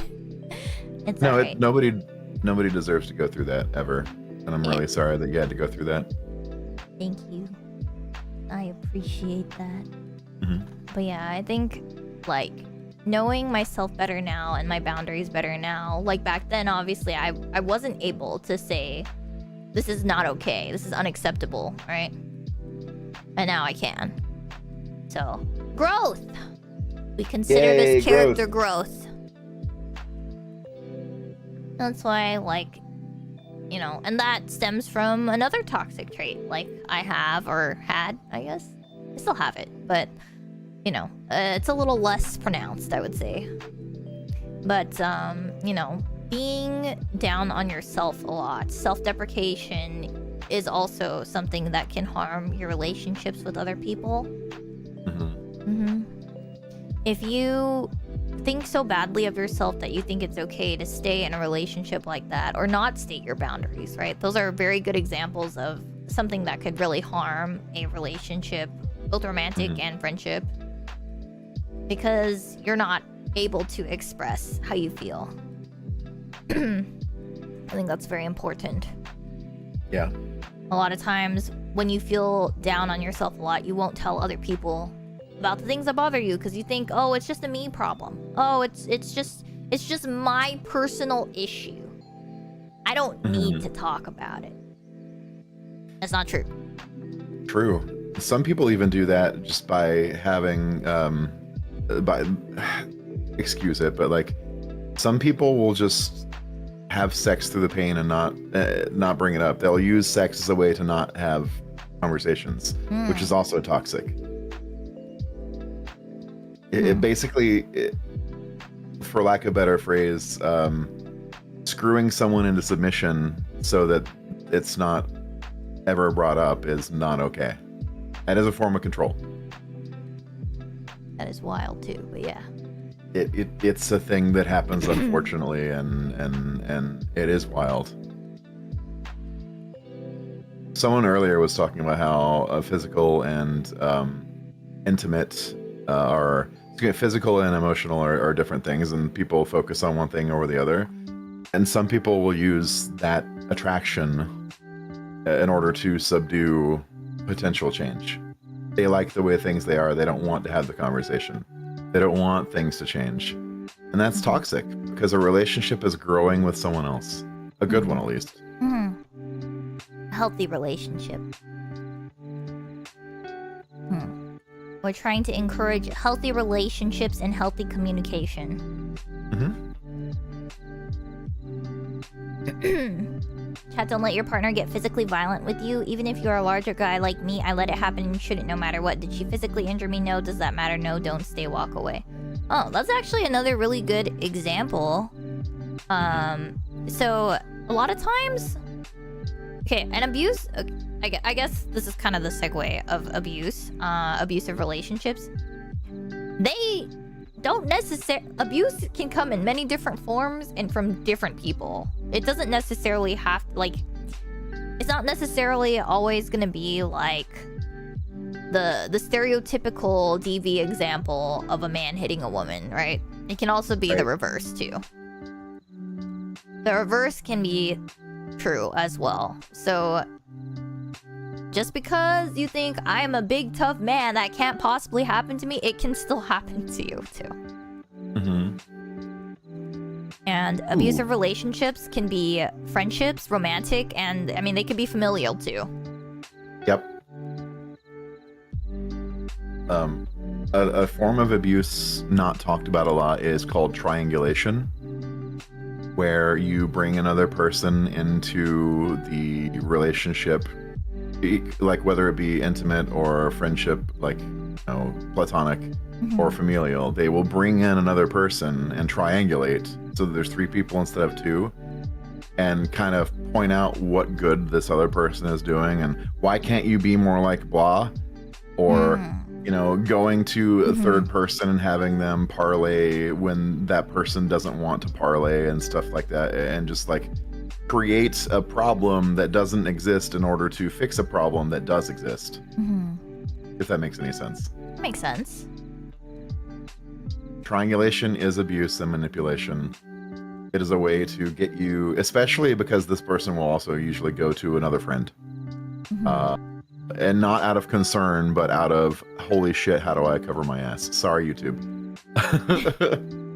All good. Being that third person is also terrible and will also kill your mental health a little bit too because of the stress. If your partner or your friend is not willing to deal with things in a one-on-one format, then it is okay to seek some outside counsel, but that person cannot be a friend. It should be a therapist. It should be someone who can navigate things in a neutral. Well, we have couples counseling for a reason. Yes. So we'll say we have couples counseling for a reason. Yes, that Beowulf, that's usually how it goes. And if it's not with the same person, it'll be with someone else, because they know they can rely on you, quote unquote, to give them the control that they want. I'm not saying don't talk to your friends about a relationship. I'm not saying don't talk to other people about friendships and stuff like that. But don't do it in such a way where it is a big old triangle where that other person's always brought up or always brought in, because it's not healthy. You're not really solving a problem. Yeah. You're creating a brand new one for more people who were not involved in the first place. Yeah. And you're sharing kind of like personal information with an outside party. Right, exactly. Yeah. It sucks worse if you're both friends with that person. Yeah, it gets awkward. It gets awkward. Much. Yeah.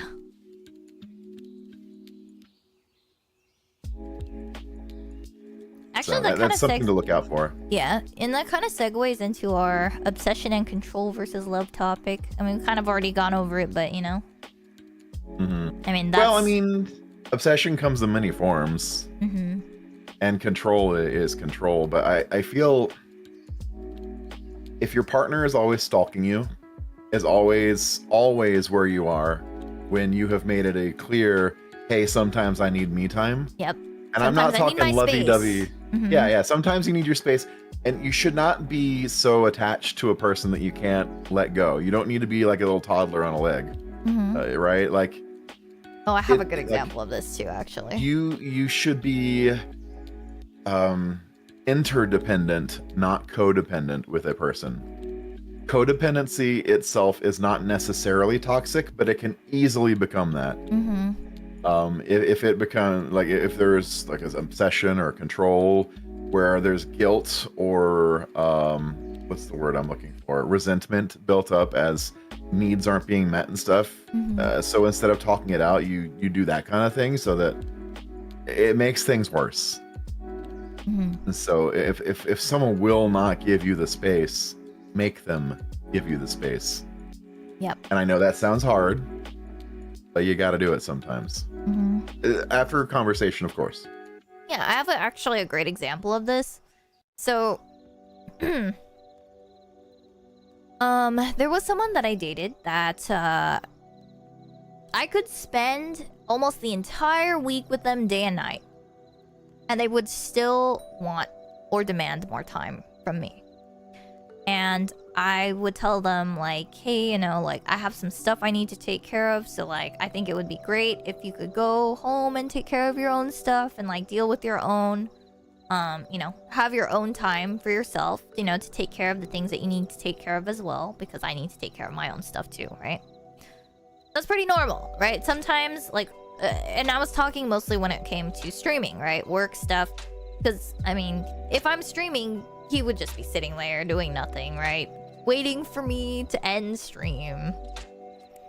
And, you know, I would say, like, yeah, let's, you know, I think we need to do, like, now it's like after 6 days together, day and night, it would be good for us to have, like, our own time, right? Apart. To do our own things. And every time after I would say something like that, he would say, oh, you just don't want to spend time with me, or oh, you just don't care about me, or oh, you just don't want me around. I threw up in my mouth a little bit. I'm sorry. Well, it's because it's obviously that's not true, right? But right. That is kind of what we talk, like, that's kind of what we mean when we talk about, like, obsession and control, right?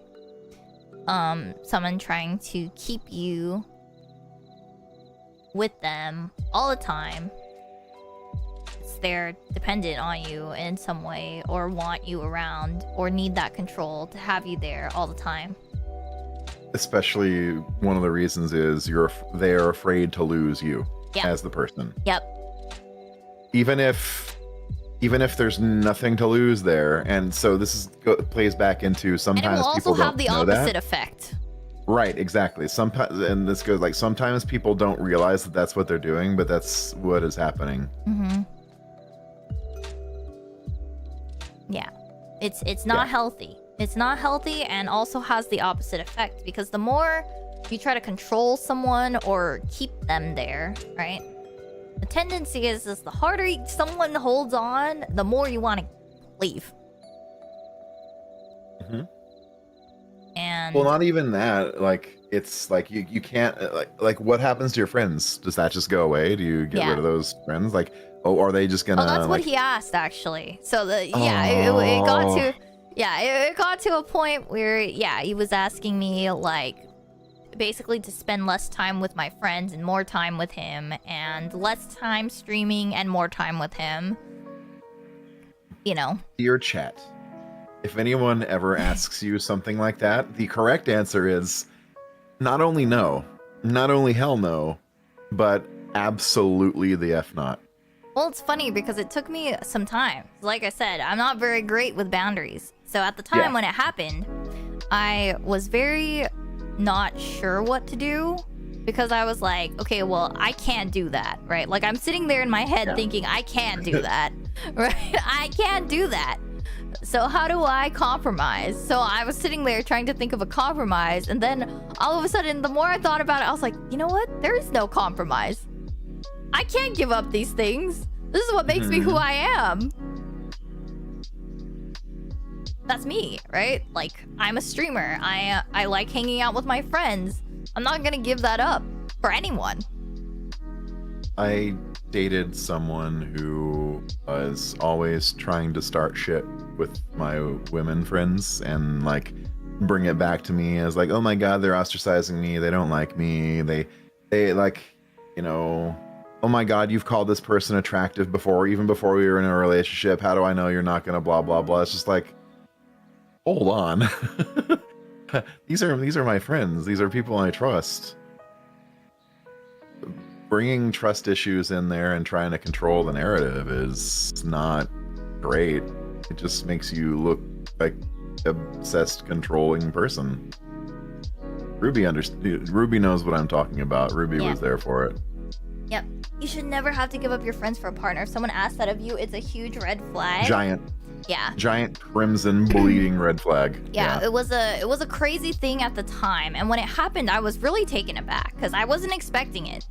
It's like, you know, some people, you know, end up showing you things you don't realize at first. So after it happened, I remember thinking about it for a couple days and then just being like, I don't think this is gonna work out. I remember in my brain thinking, I don't think this is gonna work out because I can't give those things up. And I'm not going to. So this ain't it, Chief. Yeah. So we ended up having a conversation, and I told him exactly that. I said, I can't give these things up. That's That's who I am. This is part of the deal when you date me. And the messed up thing too is that when people do that, and like you care, like you and I do care about people, it hurts. It's it hard. Sucks. No one it's wants like I don't want to like I don't want to let this person. Oh my god, I was back and forth about it for like 72 whole hours before I was like, look, I can't keep doing this cycle. I can't do it. It's a cycle. I say that I'm not going to do this, then I give you what you want, and everything is okay until you bring it up over my head again, which, you know, as mentioned with the Grays thing earlier, like, you can't just do that. The relationship goes nowhere, and it's just two people fighting to stay sane for themselves while trying to stay sane for each other. But it's not, the each other is broken, and therefore it just doesn't, it becomes a toxic thing, and you also become toxic.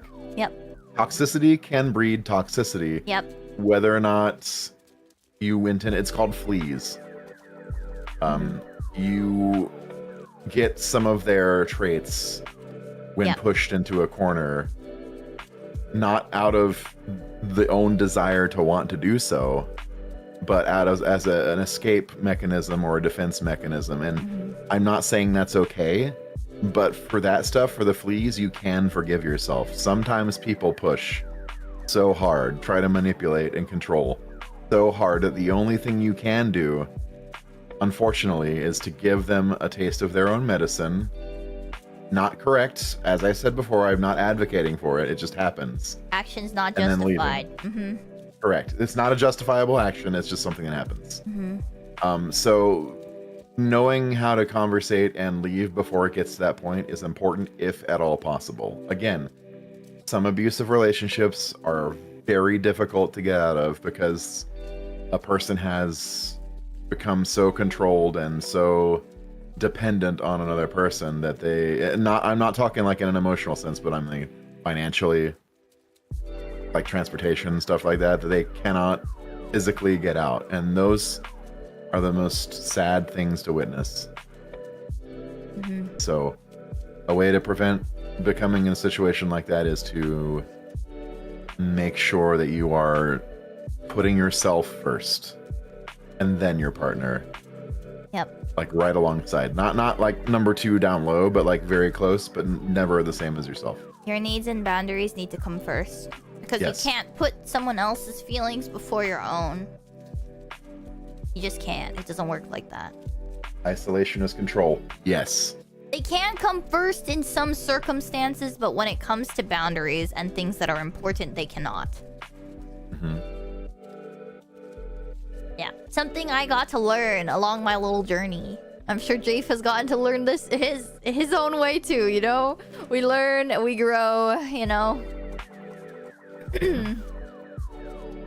Everyone needs some alone time. Sometimes you can spend... you can't spend 24/7 in someone else's presence. It's not good for either of you. This is true. I'm in a relationship that I'm trying to figure out how to spend my time. I spend a lot of my time with my boyfriend, and I need to balance my time with him and time to myself. Yeah, so that's really important to recognize. So if you recognize that, you know, taking time to yourself to do the things that you want to do and the things that you need to do for yourself is really important. Like, I don't know, chat, you guys have seen, I've been randomly going on walks for myself. I'll just randomly go on a walk. So sometimes that's what you need to do. Sometimes you need to go take yourself on a walk. Sometimes you gotta go get yourself some food that you really want. You know, go do something that you've wanted to do for a while. I don't know, go watch something that you've wanted to watch for a while. Just do it for yourself. Go touch grass. Not in a condescending way either. I mean, like, go outside, just go, do stuff. Yeah, just go outside and find do something IRLs. for yourself. Yeah. Have brunch, mimosas with friends. Anything. I went out to go have drinks with Sika. You do those things. It's good for you. It's good for you. Like, constantly being in the presence of one person for forever is not conducive to health. It's as Loopy said, isolation is control. But in regards to your question, like how to figure out time with and without that person, is it's ultimately up to you too. Boundary. Like, not a hard, fast boundary, but like, hey, Sometimes I'm gonna need to spend time with some friends, or sometimes I'm gonna need to take some time alone. It doesn't mean I love you any less. I just need to recharge sometimes. Not like in different words, right? Recharge sounds bad, but you know what I mean. Like just Yeah. Sometimes I need to go take space to go do stuff for myself. poke stamp to a table by a buddy. I haven't seen it. So is this from experience? Oh God. Yeah, you should never have to give up your friends for your partner. If someone asks that of you, it's a huge red flag. Let's see. What else? Touching grass. Oh God. Well, touching grass is important sometimes. You know, there's actual science behind it. If you go out and touch grass, it's actually good for you. It actually will make you feel better. Also, taking a shower, fun fact, makes you feel better about yourself. True. Same thing with eating food. If you eat food, it generally makes you feel better. Also, taking naps, getting good rest. So actually taking care of your body physically will actually help make you feel better. That's why a lot of the times the recommendation for people that have, let's say, poor self-esteem, like me, smile, you go out and do stuff for yourself. Like a lot of like working out stuff is usually very good for you. It's ironic that you say that, because what's the number one thing people do usually when they get into a toxic relationship? Work out. Go to the gym. Number one thing, go to the gym. Yep. Number one.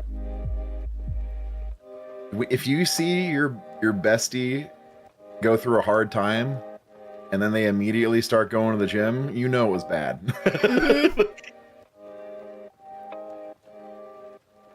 It's not a hard and fast rule, but it's a common thing. Yeah, I couldn't afford the gym, so I would go on walks. And sometimes when I go out with my friends, we go do exercise stuff now too. God damn it, the grass touching is crazy. Yeah. Good for you. A lesson chat. Control can also be subtle. Multiple of my partners would do things like use my kindness and accommodating nature to get me to places they wanted. Small changes over time are hard to notice. Yep. Yeah. That's why it's so important that you guys recognize some of these things so that we can see some of this stuff coming from a mile away and maybe prevent it. And the worst part about what Taxes is talking about is sometimes when you do that and then like you like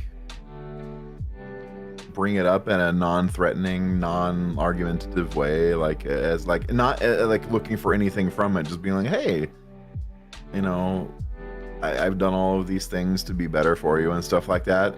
Sometimes they will say, I never asked you to do that. Oh, yeah. But clearly they did. Clearly they did. If they set up a pattern of you do thing, they are happy, and you keep doing thing, and they keep being happy, and they shove it back in your face later as in, I never asked you to do that, run. Run. Do not walk. Do not pass go. Run.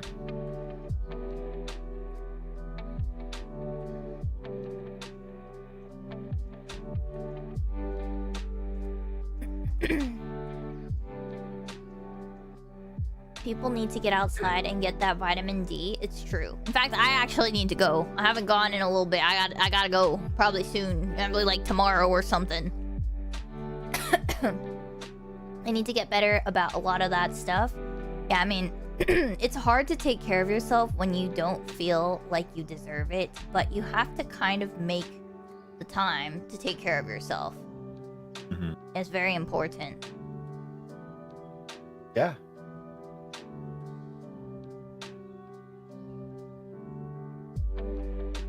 I don't work out, I just got into a money drain of a hobby. I mean, that works too. For other people, like, they all have different ways of, like, coping with being by themselves, right? Being on their own. Stuff that they do for themselves. Yep. Everyone has their own thing. Like, for me, I like to stream. That's, like, kind of my thing. I like to stream and I like to sing. Specifically singing. I like to sing for myself. A lot.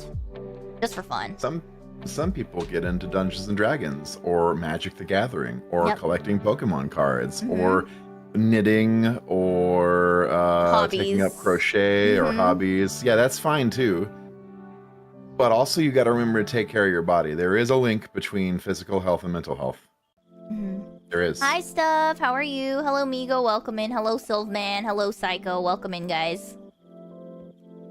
Yeah, we're just, talking about our, Rizzonomics and toxic relationships and the things we've learned from being in them and, other people being in them and whatnot. Ruby, it's less calling you out. It's more calling everyone out, really. Pokemon's hot right now. Everyone has a lot of hobbies and ways of, handling being on their own and doing stuff for themselves. I have another friend that also really loves collecting Pokemon cards. A hobby they do for themselves. Mm-hmm. Yeah, a lot of people, do a lot of, physical exercise hobbies that are very beneficial, usually after any sort of toxic relationship. 'Cause it makes you feel better about yourself. My new hobby got me out of the old one that was a drain on my mental health, so there's that. That's a good thing. That's a good thing.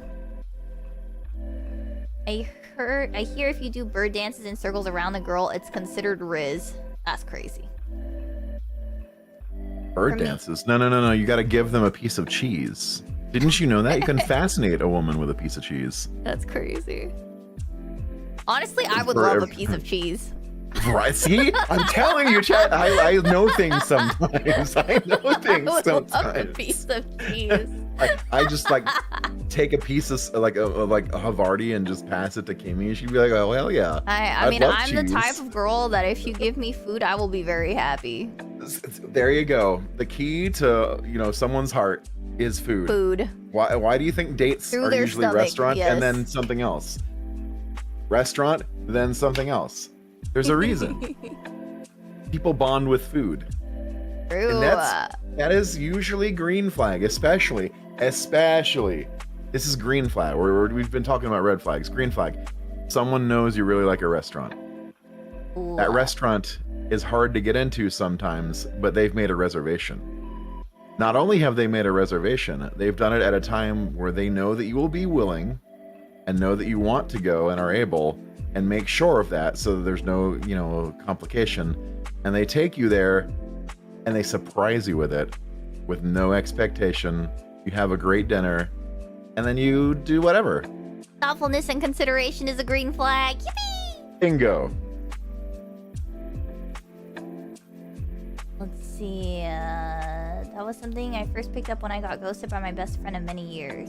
That's a good thing then. It's something that helped you get through, For me, it is coding out a 3-month project in 4 days or designing machines/electronics. Well, I mean, that's a way to cope too. I mean, everyone has their own hobbies and things that they enjoy doing. And, I mean, you guys don't have to list them all out. I'm sure there are plenty of hobbies, but, as long as you guys have something that you do for yourself, just for yourself. I think it's very important. For the longest time, I didn't have that either. I did not know, I just didn't have anything that I wanted to do for myself. I lived very much through other people. Again, like I said, I had my own toxic traits, okay? I mean, they were definitely developed through self-defense mechanism, but still, okay? And toxic traits, I mean, I would always ask other people what they wanted, and I would just do whatever everyone else wanted to do all the time. Sometimes you need to do stuff for yourself. Very important. Noted, you may fascinate a woman with a piece of cheese. Yes. Okay, same, Kimmy. It better be Gouda. Honestly, I can understand because I too like cheese. Mac and cheese is my favorite food. That's crazy, Sylvan. We all gotta eat, true, but keep in mind, chat, that does not work for everyone. This is true. Alright, Some people are lactose intolerant. Yes, some people cannot eat cheese. Sorry. Or they can eat cheese, you just won't like the aftermath. It'll be a very unsexy date. Oh god. This is why I wish I lived near Kimiko. Weekly burger. She deserves weekly burger. Oh my god, I wish I had a burger right now. Frick. Same. Also, so give hungry. me an energy drink and I will die for your cause. Or if that person likes pepper jack, then sure. Fuck astrology signs. What's your cheese? That's crazy. You know what? Time to walk up to a random girls in public and give them a slice of cheese with no context. Okay, well that will probably just they'll probably just assume that the cheese is poisoned and probably won't eat it. I'm not gonna lie. Mm-hmm.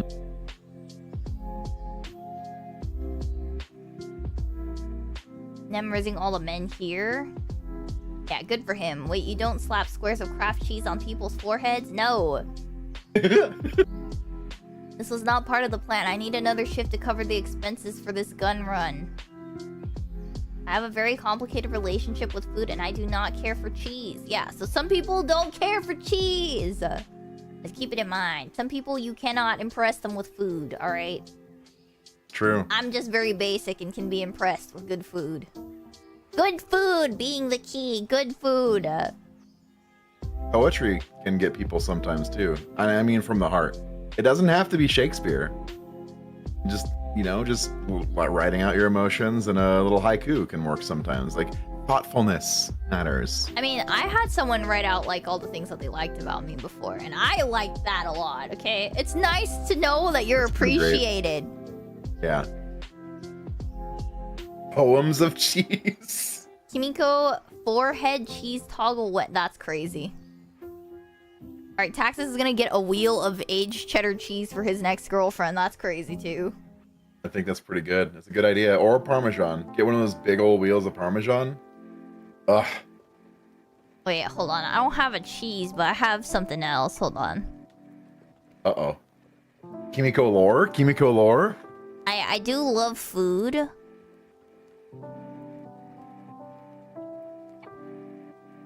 I love food, so I have something that I've put on my head before. That my chat has seen me put on my head before. Boba is the way to my heart. Dude, same. Give me a nice Thai tea or matcha boba, and we're in heaven.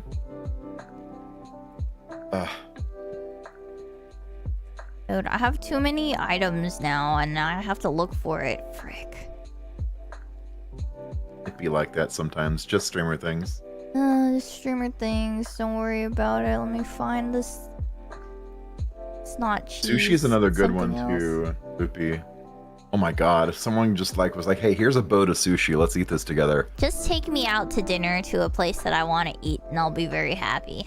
I'm a very happy camper. My heart is theirs. There it is. There you go, chat. Egg. Mm-hmm. Ooh, a nice omelet though. Facts.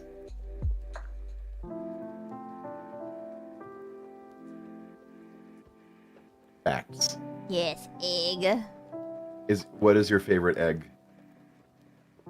Ooh. I don't know. I like omelets a lot, actually. I'm a very big omelet person. I also love egg sandwiches. I love egg sandwiches. Japan's egg sundaes are so fucking good. Those are fire.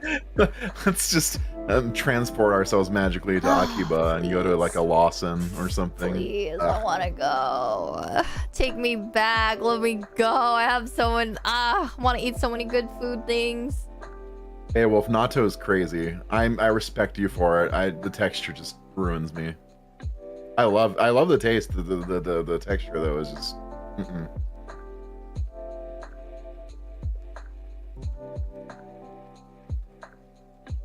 I'm particular about my omelets.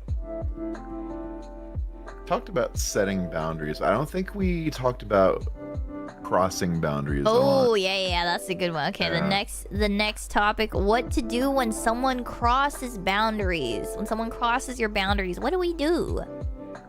What do we do? A lot of us don't know what to do. We are non-confrontational, very avoidant. What do? Well, one way to deal with someone crossing your boundaries, the healthy thing to do is be like, hey, that didn't make me feel good. And then explain what your boundary is. You don't have to give them context, and never, ever, ever let anyone try to force you to give you the entire context if you're uncomfortable giving it, because it could be past trauma that you're not ready to talk about, etc.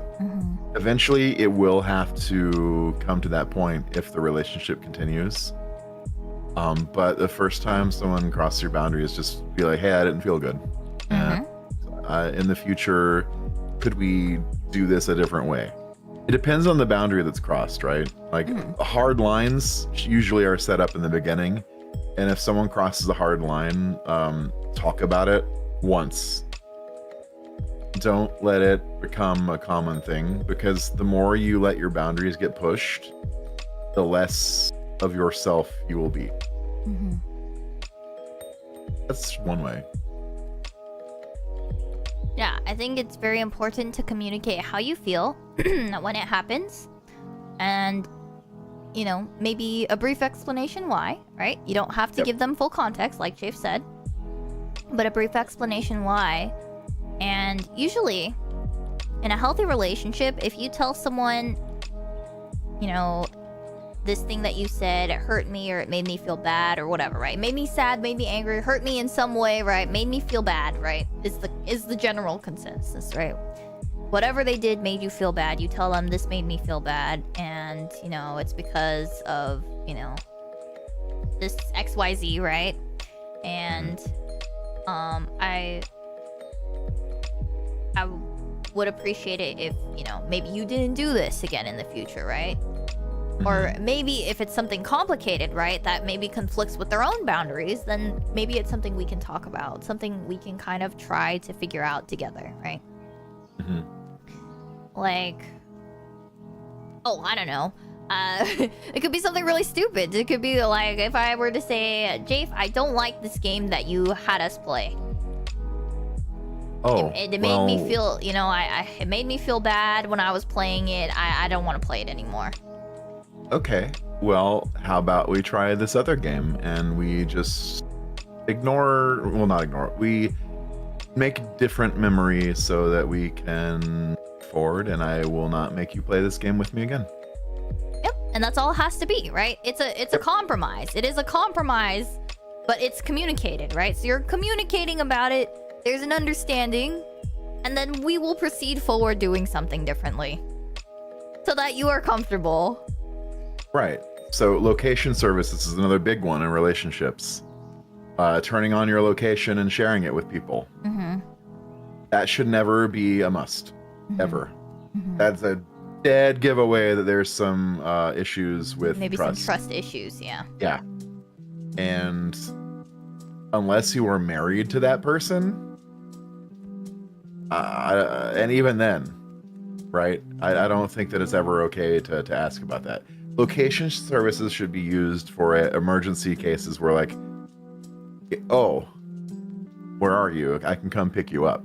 Yeah, I like mean, if the only there's reason, an emergency. Yeah, right. I think the only reason I would even use something like that, like, I don't really like location services personally. I find it, I just don't like it. I think it's way intrusive. I don't like it. It's really intrusive. Yeah, but okay, if let's say my partner really wanted it, I wouldn't mind having it. Like, I could probably come to a compromise on it, as long as we can agree that it's used for, like, good things, right? Like, in case like of an emergency. Yeah. Right. Or your partner has a job. Or your partner has to be out late at night. Yeah. Like, let's say your partner is, Oh, they work bar downtown.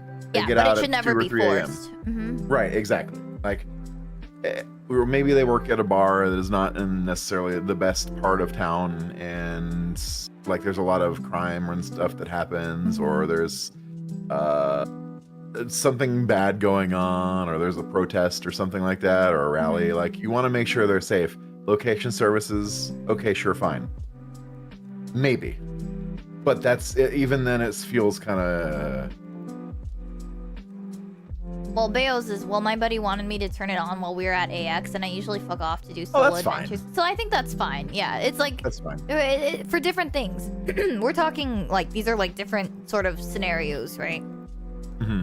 If your partner's trying to force you to have it on and basically track your movements all the time, that is, that's a little different, right? It's a little different scenario. I am the Rizzician.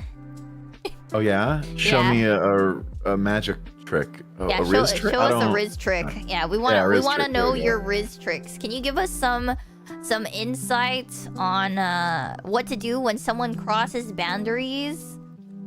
When you're trying to maintain a relationship, sir, Rizzition.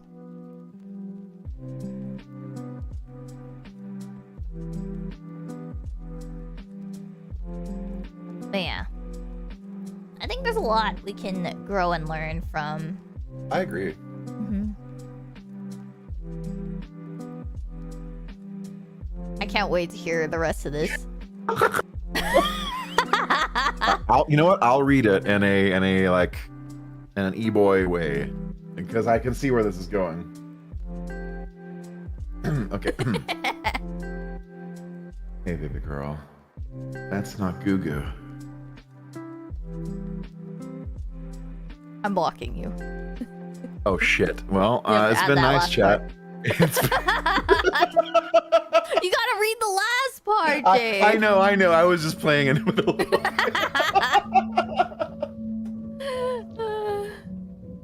Displays a lack of trust from your partner because they have to know where you are so they can see if you're lying. Well, it's just also because they need to keep tabs on you. Why do you need to keep tabs on your partner? If it is a need, it is about control. Yeah. That is all there is to it. Mm-hmm. They don't trust you enough to make your own decisions, so they need it. And spoiler alert, they don't need it. Yeah. Yeah. Fufu says, so this is your professional therapist saying, what do you do when someone crosses your boundaries? You block them. True. Well, certain boundaries, absolutely. Yeah. 100%. Yep. Example, you don't want to be touched within the first X amount of time Oh, that's in a a good relationship. one too, actually. That's one that people have like a big issue with sometimes. Yeah.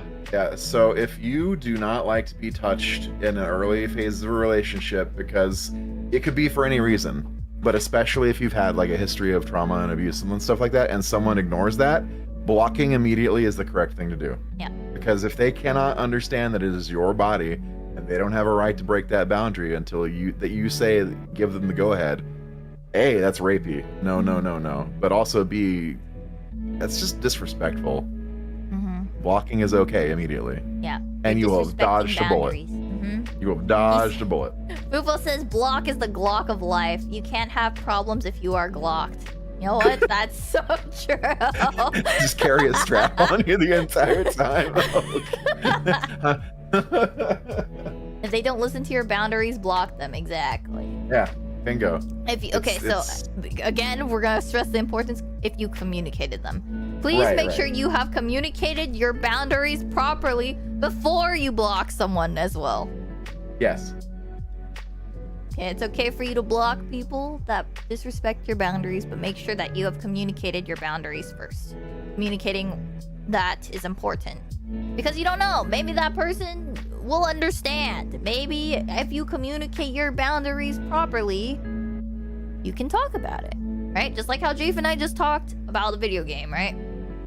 Imagine if you have this issue and you don't talk about it, and then you just block them. Then what happens, Jafe? What happens after that?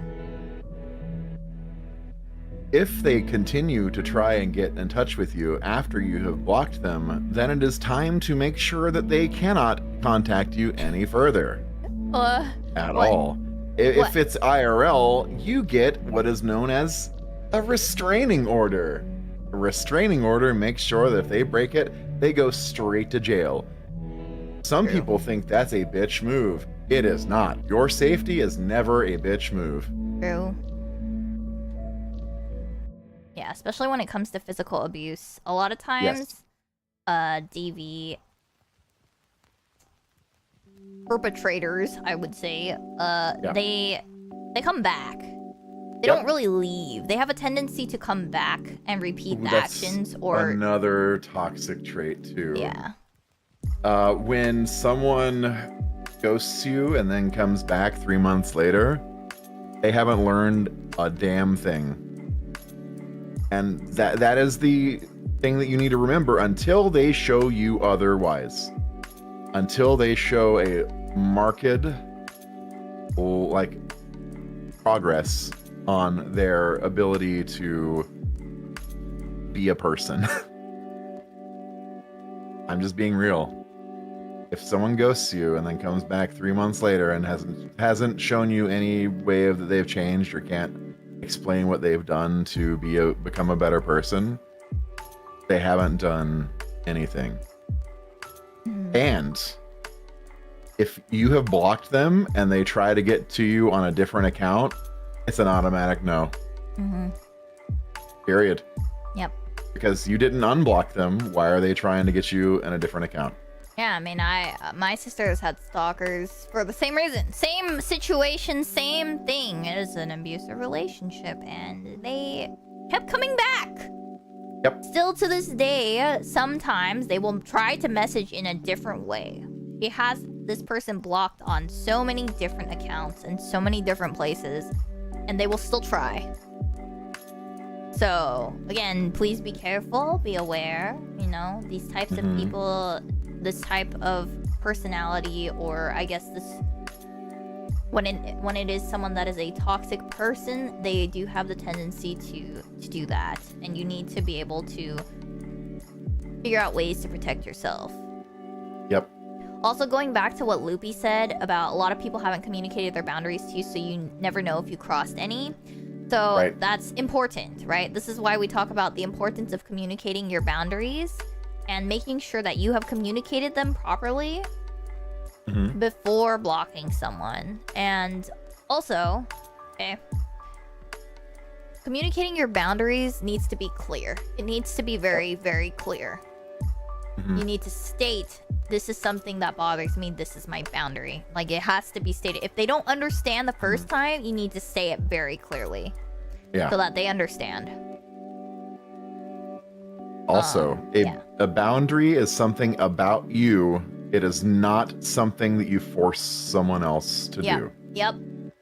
So, like, for example, let's say I have the boundary of this person did something that was hurtful to me and it makes me uncomfortable. I am more than welcome to tell other people that that is my boundary. What they choose to do after I've told them that this is my boundary is their choice. That is what they're more than welcome to do whatever they're going to do. Yep. Okay? If they choose to stay around the person that makes me uncomfortable, I have the option to remove myself from the situation. That is my choice. Okay? So there are we go back to boundaries, respecting boundaries. What happens when people cross them? What happens when people make you uncomfortable because they cross them, right? And the consequences that follow, right? That's just how that goes. It happens. People will conflict, right? They maybe can't get along or are not compatible because their boundaries and what they want conflict with what you want. Yep. It happens all the time. Which goes right back to love is not enough. Yeah. Sometimes it's not. Sometimes you just can't be around certain people. Sometimes people just don't. They're just not compatible. So yeah. And if someone does communicate their boundary to you, respect it. Respect that boundary. Yep. Don't try ifs, ands, or buts. Even if you don't agree with it. Yep. Because, you know, if you don't agree with it, that's just, again, we go back to compatibility. Right. And that can be a thing between friends too. Yeah, you have to weigh whether or not you can deal with that boundary. Like, if you can't, like, it's not necessarily something that is on you, ? But it's more of a like, it's not compatible, and I think that we should see other people, or I think we should end this now, or like be firm about it. Like, don't, if there is a boundary, and be clear. Yes. Yeah, be firm and be clear. Yeah. If someone's boundary is not something you can deal with, then find someone who doesn't have that boundary.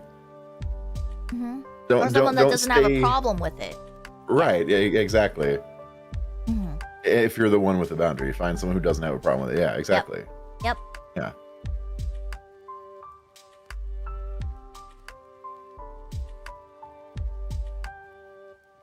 Hello all around, Angie, Mama Glacy, thank you for the head pats as well. Welcome in, guys. Ooh. I think that someone who is willing to compromise for their partner's boundaries is a green flag. It shows humility and the ability to work interpersonal problems out. Yes. Yes. Of course. Yep. Yeah, I think always being willing to compromise or work things through or talk things out is a green flag. In any relationship, not just romantic. But yes.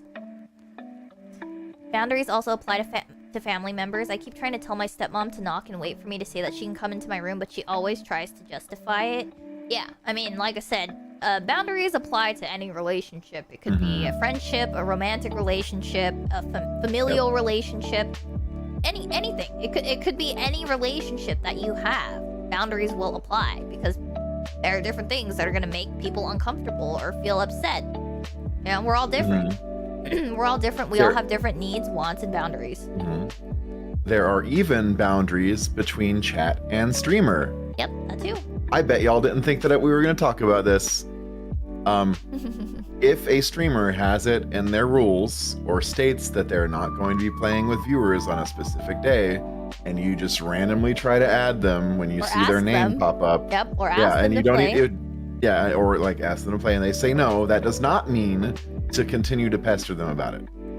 I'm not saying anyone here does it. I've never seen any of y'all do it. I'm just saying, in general, if you see someone doing that to a streamer, call it out. I'm being serious about it.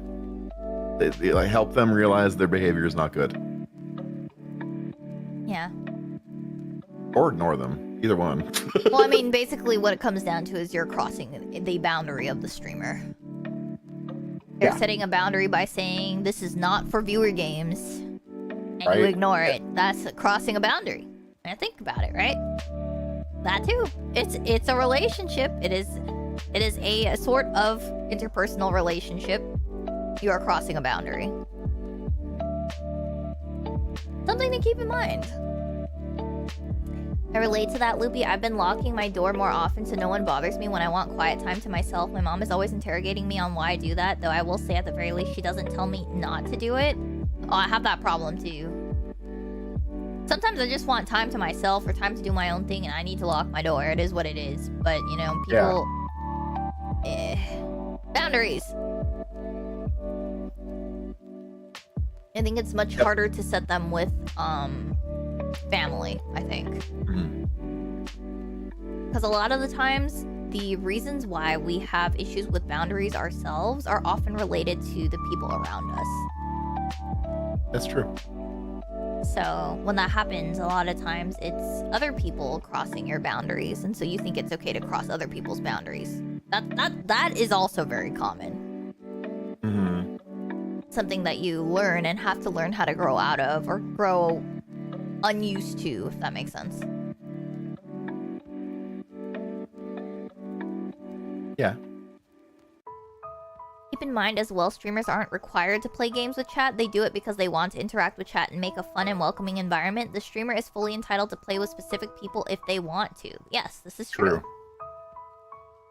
Yeah, and you know, you have to respect that. Respect that you are basically on the streamer's time. You're in their streams, right? Yep. Just because you're giving them money does not give you access. I bring this up because it's been a hot topic across the creator universe and like Twitter and stuff like that, where people are talking about having to ban toxic people from their community who believe that just because they gift someone something, just because they give them money or sub for them for like 24 months or something, I'm just giving random numbers, that they are entitled to be able to do, like, to contact the streamer whenever they want and stuff like that, where and if you are a creator who is in this kind of thing and you're afraid to let go of someone who is helping you financially, just remember that your comfort is what is important. And if they make you feel uncomfy, grab some scissors, play Gwen if you have to, and snip that shit. Sorry, League reference. That's crazy. think a lot of people forget that when they're watching a stream, they're still a stranger. For most, if not all streamers, people like that aren't the people that they're going to be best friends with all the time. This is true. Yeah. And like sometimes, you know, streamers will let some chatters in, like, you know, just to like talk to, right? But that doesn't mean you're all of a sudden best friends. That's not how that works either. Friendship doesn't work that way. Taxes explains it very well. Friendship is earned through shared experiences, supporting each other, mutual interests, and mutual respect. Yes. Something very important to keep in mind when you're talking to any streamer, in any community, anytime. I think that's important too. Another big important interpersonal relationship that we may as well bring up because, you know, we are streamers after all. Yep. Relationships are just dealings between people. You know, it's kind of funny because even, you know, even within some, like with some people that may have started to get really parasocial with me before in the past, I've also had to set boundaries with them in that way too, right? I set boundaries, I communicated, right, what those were, what I was uncomfortable with, you know. But it's crazy because all it takes is communicating that to get them to stop normally. Yep. Because people don't want to be hated, okay? Most people do not want to be hated. Hello, Ems. Welcome and thank you for redeeming your daily fairy dust. Yeah, most people don't want to be hated. So if you talk to them honestly and clearly about your boundaries and what makes you uncomfortable, usually they understand that and they'll stop. Because people don't want to be hated. There are times that I have heard of, you know, people actually have heard this a couple of different times from a couple of different people. And it's kind of crazy when you think about it, but this is very common now. But there have been people that have been kicked out of communities for getting too close to a streamer without learning why they were removed. Jafe and I both kind of believe in this, but like when I block someone or remove someone, usually from my community, I will explain why. Yep. Because I believe that people can grow and change if they know what they did wrong. If you know what you've done wrong, maybe someday you'll be able to take that and learn from it and grow and be a better person, right? But a lot of times people will remove others from their communities, even if they've been there for a long time, without explaining why. And I think that is... I think it kind of goes back to a little bit of like not communicating your boundaries. Or not wanting to have that confrontation to communicate your boundaries. You don't necessarily have to. This is a stranger, but if we want to help other people kind of figure out how they should be communicating or how things should be done a little differently, you kind of want to explain why. Yeah.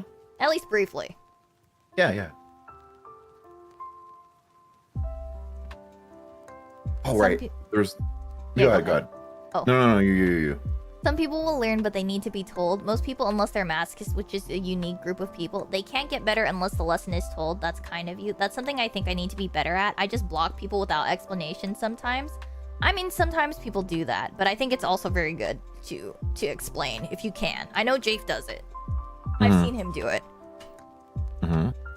Like that one person who... Yeah.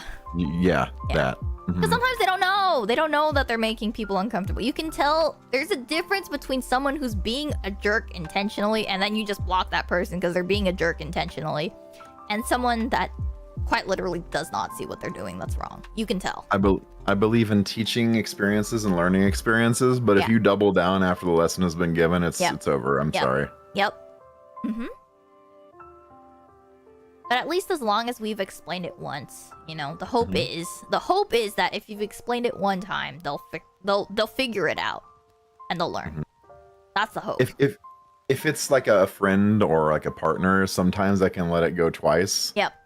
But there is no third strike. Like, and what I mean by that is, like, you cannot let someone continue to walk all over you. You can't do it. Mm. Because then it's a pattern. They yeah, think so they can Sylvan, get away with it. yeah, so we kind of talked about this earlier, Sylvan. Yeah, this is true. However, I've also seen some people be removed and have the attitude of, do you think I care? I never really cared about this community and I'm not changing myself. So this is what we call the pattern of behavior. That's what makes the difference between a toxic trait and a toxic person. That was like one of the first things we talked about. I think you missed, I think you weren't here for that, but yeah. It is, you know, people crossing boundaries because they don't understand something is different than someone being deliberate about being toxic, right? Or being deliberate about, you know, doubling down and not wanting to learn and basically not changing. Not wanting to change. Yeah. Usually people who have the I don't care attitude have a huge ego and think the community is at a loss for moving them. Yeah. And, you know, I've been with someone that was like that too. Someone that would say, well, you're lucky that you were so lucky that you had me and now you're going to lose me and, you know, you're going to be worse off without me, essentially, right? There are people like that too. And the correct response to that is, cool story, bro. Block. Smile. Yeah, exactly. Cool story. Didn't ask. Block. Bye. Narcissism plus 100. But it happens. Yeah, it happens. It does.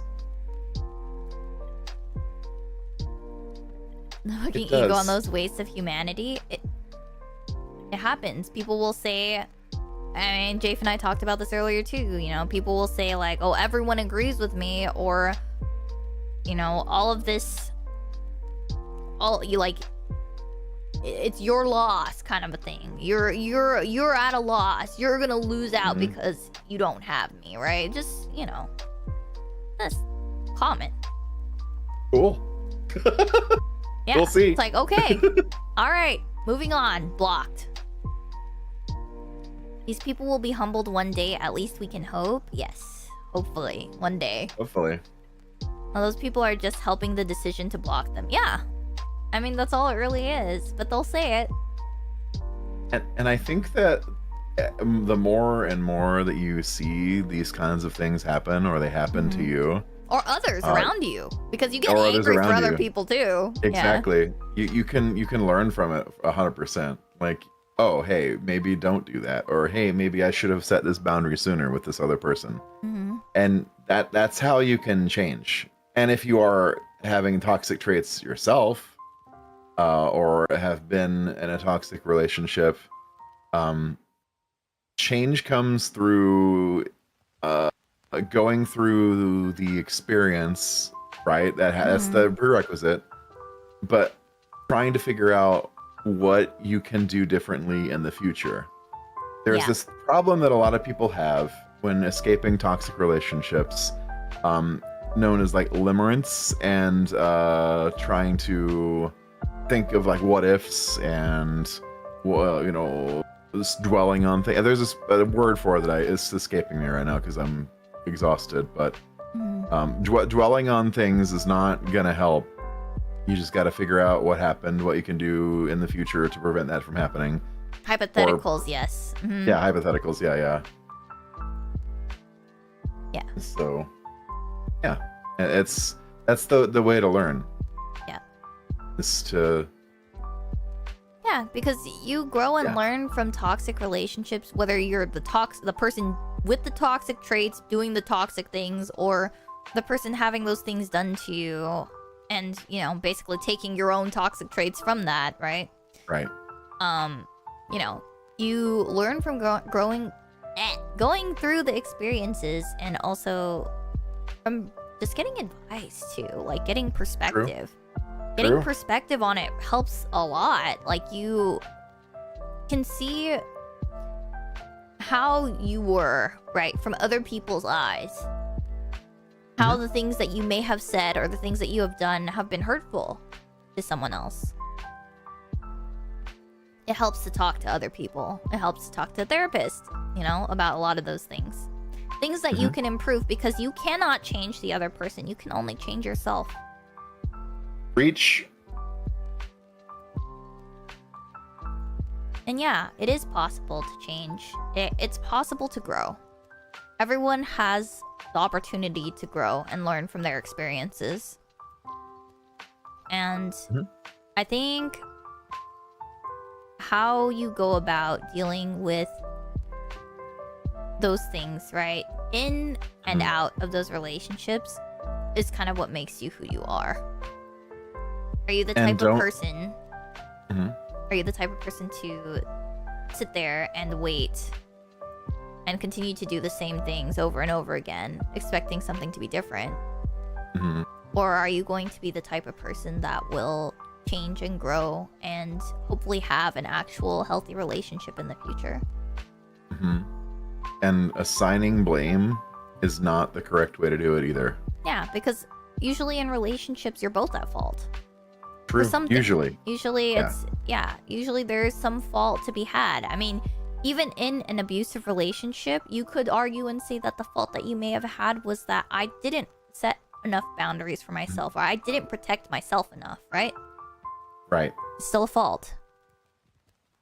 And one way you can protect yourself too from people who always assign blame, and protect yourself from being in a relationship, whether it be a friendship or otherwise, with that person, is you ask them a simple question. What were your last relationships like? And if the person is evasive or says that it's always the other person's fault, and they don't list reasons that things could have been, or the mistakes they made or something like that, and they only talk about someone else's issues. Yeah. Right, exactly. That's a red flag. Even if that person has legitimately been fucked over and over again. Like, sorry, YouTube. There's still some amount of fault that lies with that person. For example, it could be what I did wrong in my last relationship is I let them have too many chances. Even if that doesn't sound like a fault, it's not a huge fault. It's not necessarily your fault. It's just something you got to work on, right? Yep. Addressing that is important. If addressing you just that say you had a part to play in the relationship failing. Yes. Yeah, I mean, for me, I would say that my fault in the last relationship was I set the boundary too late. It was something that I should have... It was kind of like staying too long. You knew that they were not respecting your boundaries, and you kind of let them get away with a little too much for a little too long. Right. I think that is... I mean, it's always been, I would say, one of my toxic traits. Something I'm very bad at. I mean, obviously, eventually I got to a point where I said, this is not good. No good. I don't think I can do this anymore, right? But I would still say that my fault would lie there, right? It's the same. It's getting better, right? But the flaw is still the same. So something that I would need to work on more, right? Because I didn't do it fast enough, or I didn't do it early enough, or whatever, you know? Exactly. Because a relationship is something between two people. Unless you're poly, which is a completely different thing. Yeah. I am not a professional and cannot speak about that. I won't lie, I'm someone who dwells on my mistakes and my own hypotheticals. I'm very self-deprecating when I mess up, but that's how I process failure and push myself to be better, and how I keep myself from making the same mistakes. Alright, okay, so we'll kind of go into that a little bit too, because I am similar. I'm the same way. A lot of the times, I will take more blame than what technically I probably should. I will fault myself immensely. We go back to the same sort of toxic trait of the, poor self-esteem. It kind of makes you feel a certain way. It's not necessarily true, right? But you'll try to take on more responsibility for failures or failure in relationships than there actually is, or what is actually there. But it's not good, okay? It's not a good thing. But that too, right? That would be another flaw, right? Another thing that makes me imperfect when it comes to relationships too. But also remember, go be ahead. kind to yourself. Remember to be Yeah. kind to yourself. Yeah, that's the hard part. So for me, that is the hard part for me. That's my challenge, right? So when it comes to growing and being better in a relationship, my challenge to overcome is always going to be that, right?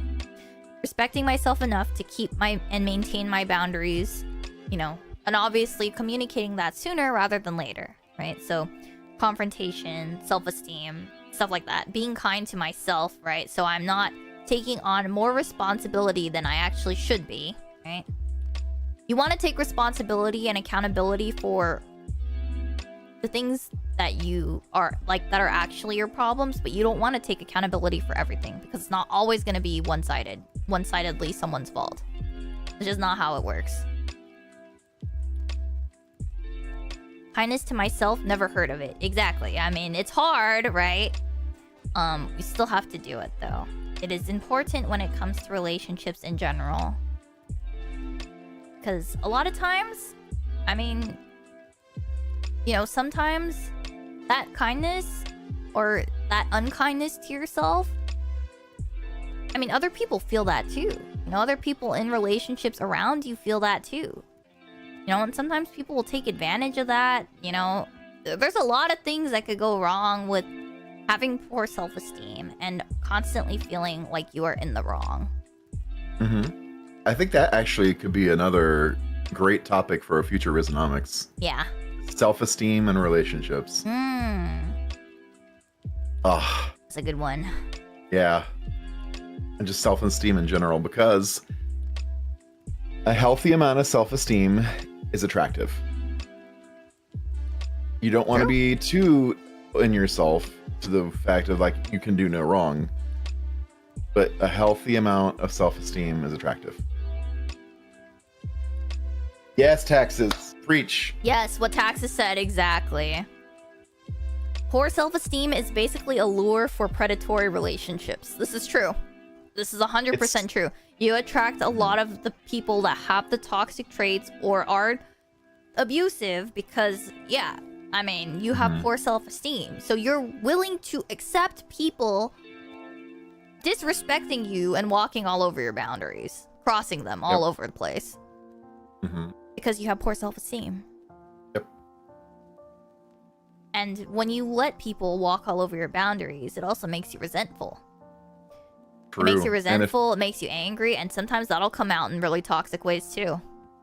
And they'll also take that as a way to keep changing up on you. Yep. And what I mean by that is, say things start in the beginning a specific way. You get used to a specific routine. They break that routine and say it's because they're busy. Oh, okay. They're out with their friends. No big deal. Everyone gets busy. Everyone has work to do. No big deal. And then a couple days go by. Everything is cool. But then they do it again. And then it's a week. And then it's 2 weeks. But they're just busy, right? They're just saying they're busy. There's nothing going on. There's nothing going wrong, right?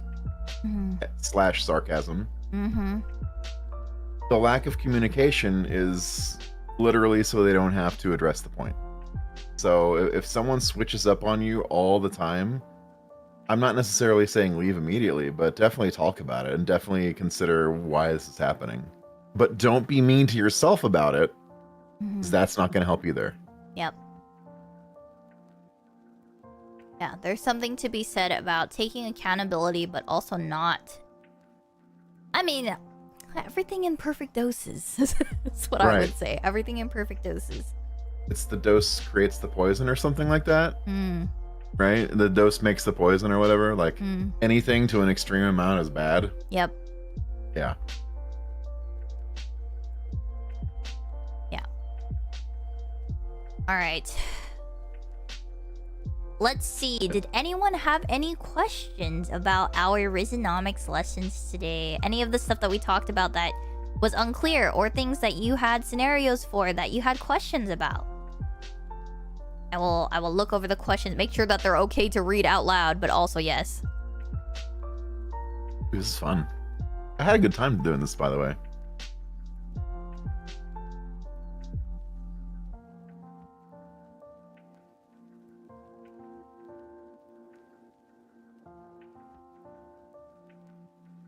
All right, this is a very interesting question. I'm very confused, but also I'll read it because I think I think it'd be interesting.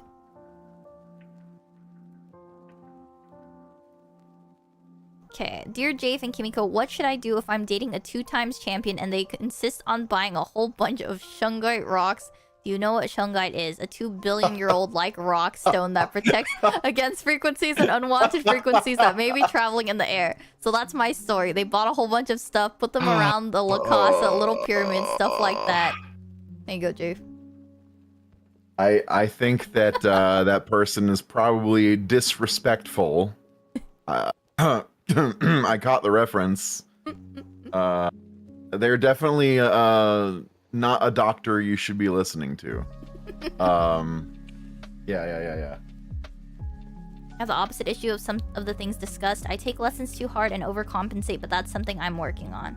Well, see, but that's what we can say, right? There are some things we recognize in ourselves and we can work on those, right? Progress. Work on those. Talk to someone about it. I had a question. Why is the textbook $600? The textbook ain't $600. I didn't charge y'all anything. What are you talking about? You got this lesson for free. Do you want it to cost $600? I mean, I could use $600. We could both use $600. I mean, I would share. You know, I would even split that with Jay for like 300 Hell each. Yeah. Poggers. Are you gonna demonstrate the Rizzonomics by rizzing someone up live on stream? Probably not. I'm not comfortable with that. I would not be comfortable with that. No live demonstrations. Yeah, I don't do BFE content for a reason. Yeah, I also don't do GFE content for the same reason, so. Question for Kimiko and Jafe, do either of you need a head pat? I would love a head pat. You know, we take head pats here. Oh god, ADC. Don't suppose it's good to see a walking checklist waddling around. What the? What? Pablo, thank you for the head pat. Thank you. Oh, Kess is giving head pats too. Aw, thank you to both of you. Alright. Ooh, we got another one. We got a serious Ooh. one. Okay. Well, not for me, but how should I confront my friend about his toxic relationship and how to get him to see and set boundaries?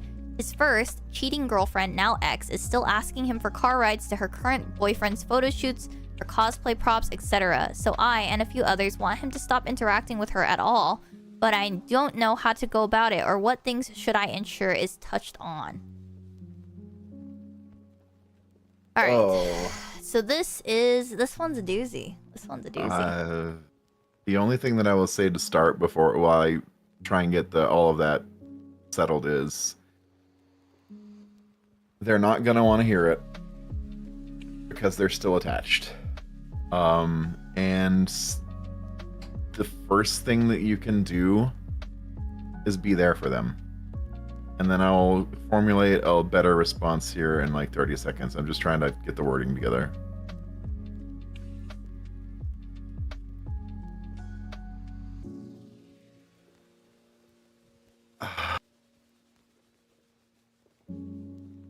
I would take them aside. When talking to someone about something you see, don't take them aside and be like, hey, this is happening and blah, blah, blah. You need to ease into that conversation. Yeah, you can't just straight up tell someone you need to do this or you shouldn't do that. Right. You'll make them feel isolated. Yeah, and they're not going to listen, most likely. You can ask them about how they're doing, how their day is going, general stuff. And then slowly broach the topic of what's going on. Mm-hmm. Like, don't be direct at first, but definitely like show a concern in a calm manner. And also, when you do ask the question or like say the stuff, be like, hey, so I've been noticing that you're doing this thing for your ex who has cheated on you, and you're doing all this stuff for them. Is there a particular reason that you're doing that, I'm afraid. No, I'm concerned about your mental and physical well-being. I think also And appealing financial. to people emotionally is also very good Yeah. in these types of situations. Mhm. You know, when I was in my own like when I was in an abusive relationship, my friends actually did try to have an intervention with me. So this was something that was actually done for me too. And That's it also was a very hard conversation to have, and I was very uncomfortable. But mostly because I think it wasn't necessarily delivered the right way. I think it's also very important to recognize that they're in this relationship because they don't see it as a toxic relationship, right? Mhm. So you have to kind of be cognizant of the fact that it's not going to be easy to convince them to do things differently. So what you have to do is you have to appeal to emotions a lot of the time and logic. So when it comes to like logically asking them a lot of why questions, right? Why do you feel this way? Right. What is there to gain for you by doing this, right?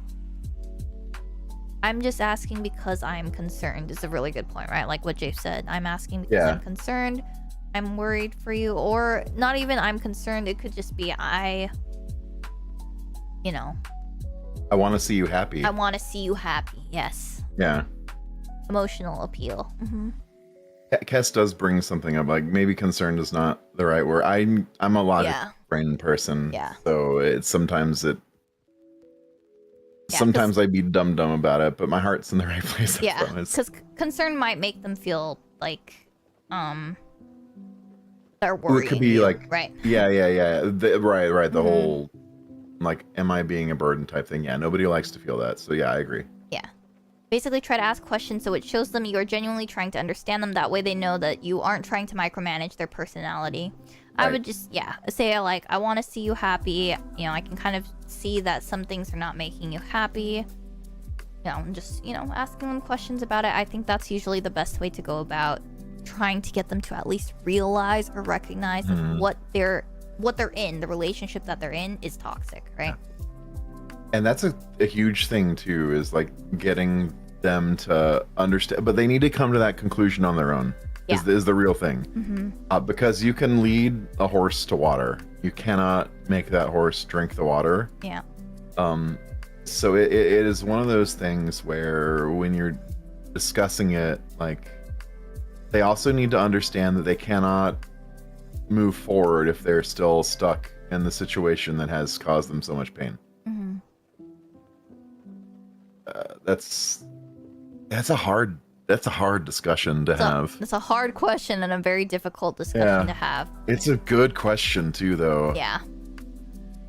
Like, because you don't want to see your friend hurt, and you don't want to see them doing something for someone who has just destroyed them. Oh, but I will.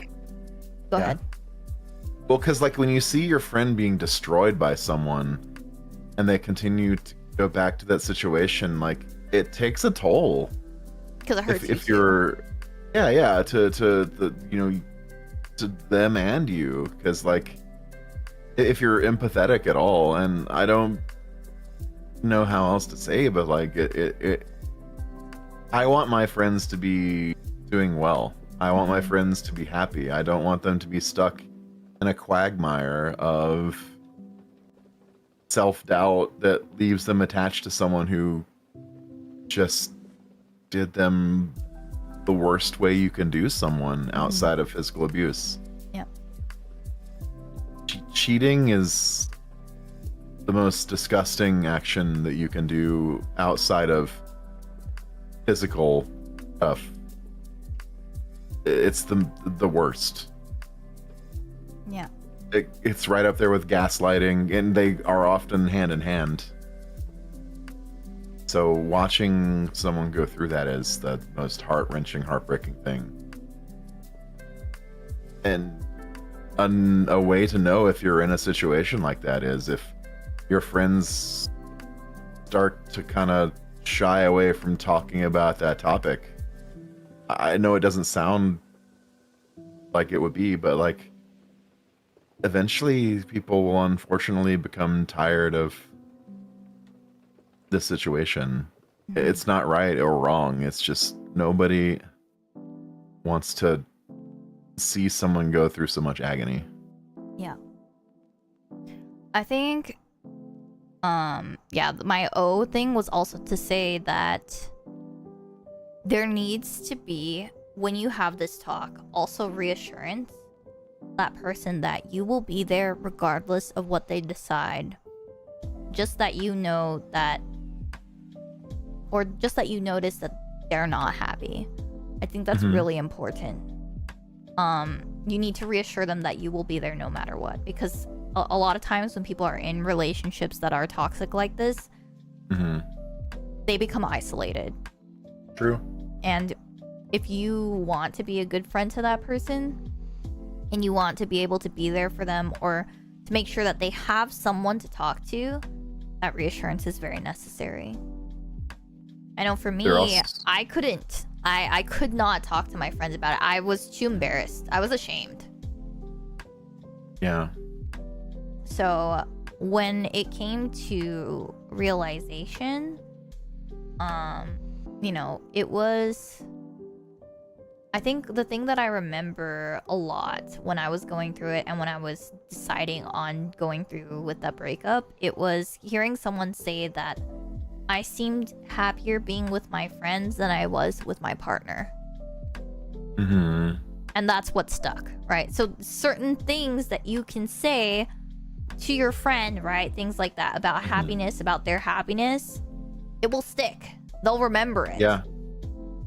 Yeah. Something that got me when I was in the relationship with all the triangulation and the toxicity and the narcissism and stuff like that, it actually got to a point where one of my friends was like, I cannot continue to watch you destroy yourself for this person who obviously does not care about you in the way that they need to. And it hit super hard. Yeah. And that it was like, it's bad when a person says that. Yeah. And it's bad when someone is telling you that they can see you're unhappy. Yeah. When they say that they see and they can't watch anymore. Yeah. Not because they don't love you, but because they do. And that's a controversial statement for some people, but it helped me realize that I was in a bad way defending someone who could not care less about me. Also, Sergeant Newman, thank you so much for the follow. Thank you. I appreciate it. Welcome in. Welcome. And I am doing well. Thank you. So. All right. The next question we had. I keep being told we should do this thing together soon. A casual, non-sexual two-person activity, etc. But every time the moment comes, they always end up doing that with someone else and I just get forgotten. I was always the backup option, or at least that is what it felt like, even though they act friendly otherwise. Though we were supposed to, comments kept happening. Also, how do you handle situations where someone's words don't match their actions? Is it worth bringing it up again, or is it better that I just quietly stepped back? How close are you with that person is the first question I would ask. If you're like good friends with that person and they're doing it, a conversation's probably okay. But if it's just someone that you met like streaming, or like they're someone you're newer with, just an online friend sometimes, right. Yeah. Not to say that there's a huge difference or should be a huge difference between online and IRL friends. I think it's possible to have the same amount of friendship. But people allow longer distance or internet to be a reason why they don't take things as serious. Yeah. Some people do not see people online as real people. That's just unfortunately how that goes sometimes too. So that can always be the case as well. But I think when it comes to, if you're constantly being told that someone is busy or too busy to spend time with you, or if you're always a backup plan, then as far as relationships go, you're not that close to that person. That person doesn't want to be as close to you. And yes, I would agree with Jafe. If it were me and someone is basically putting me as like a backup, right? Like a backup friend, I would rather hang out with other people. Why do you need to be with this person, right? Yep. Is it a relationship that you need to be happy? If you don't need it, if it's not something that's making you happy, I'm sure you have other friends, or you can meet other people that are better friends.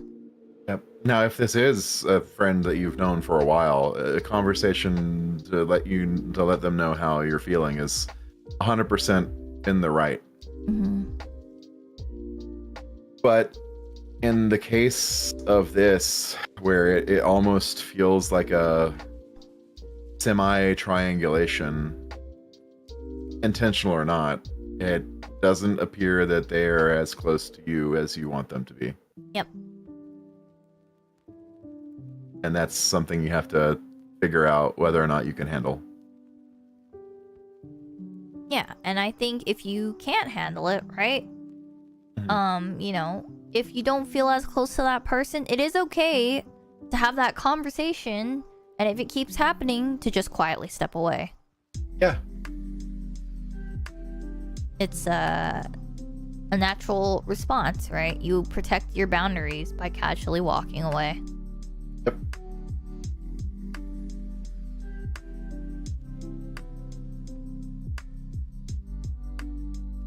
Ooh, okay, we got a new one, a new question. Hi, Kimiko and Jafe. So there's this group of friends that I've been spending a lot of time with recently, and I've come to really trust them, and I consider them to be my safe space where I can exist and just be myself. However, lately, a mutual friend of one of them has been spending time in this safe space that we have, and I don't feel super comfortable around this person. I don't think that they are a bad person, but I do not vibe with them, and I am not feeling comfortable in my safe space whenever they are around. I don't want to ask them to just leave because I don't want to be a jerk, but I want to have a space that I can feel comfortable in again. Do you have any advice? Okay, so I guess first of all, is this a... if this is a shared space, right? You can't really ask someone to just leave a shared space, right? And I think it's okay to not be comfortable around someone. Like, let's say you just don't vibe with someone, right? Then I think you have two options, right? Because you can't ask your friends, don't be friends with someone, right? Because I don't vibe with them. You can't do that, right? You shouldn't do that. I would say don't do that. I think if you don't vibe with them and you're not feeling comfortable, your two options are, one, you walk away, or two, you talk to them about it. You can talk to your friends and tell them, hey, you know, like, some things that this person said has made me uncomfortable. You know, I don't vibe with them very well, so when it comes to, like, hanging out, if possible, I would prefer to hang out with just, you know, and list whoever you prefer hanging out with and not that person, right? And then if a situation comes up where, you know, you guys are in the same space or forced to be in the same space, or you notice them in that space, then you could just say, you know, I need to leave, or, you know, maybe we can do something later, right? You kind of plan around, right? There's compromises that you can make, things that you can communicate, how to kind of work around that, right? Because not everybody's gonna get along. That's just how, you know, it's just life. Some people are just not gonna get along. Maybe some things that a person says maybe be off-putting, you know. You could also, I mean, this is also really, I think this is really important too. I think having a conversation with the person that makes you uncomfortable. Yes. An actual conversation. That's usually the first thing I would suggest is having that conversation. I was just about to say that. The talking to that person and having a real conversation and, like, I know it's really difficult, but trying your best to leave your predispositions at the door so that you can have an actual conversation. Yep. Is important. Yeah, because you don't know. What if that person was just not aware? Maybe they had no idea that they said something that made you uncomfortable. And knowing that they made you uncomfortable will actually help them grow as a person and help them try to not hurt you in the future, right? Right. Because ostracizing someone for a vibe is not the same as ostracizing a person for a real reason. Yeah.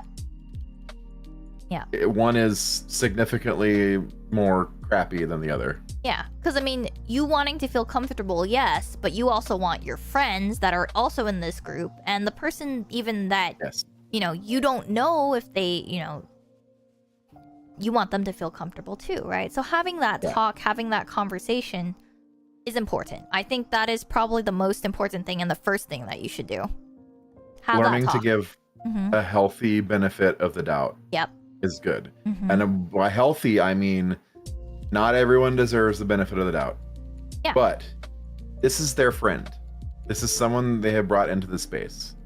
Ideally, you want to think that your friends have a good idea about someone. So giving someone a benefit of the doubt in that situation is important. Because otherwise, you might find out that, I mean, you might not gain a new friend that you had no idea was possible just because you didn't feel good. Now, this is not saying you need to. I'm not saying you have to do this.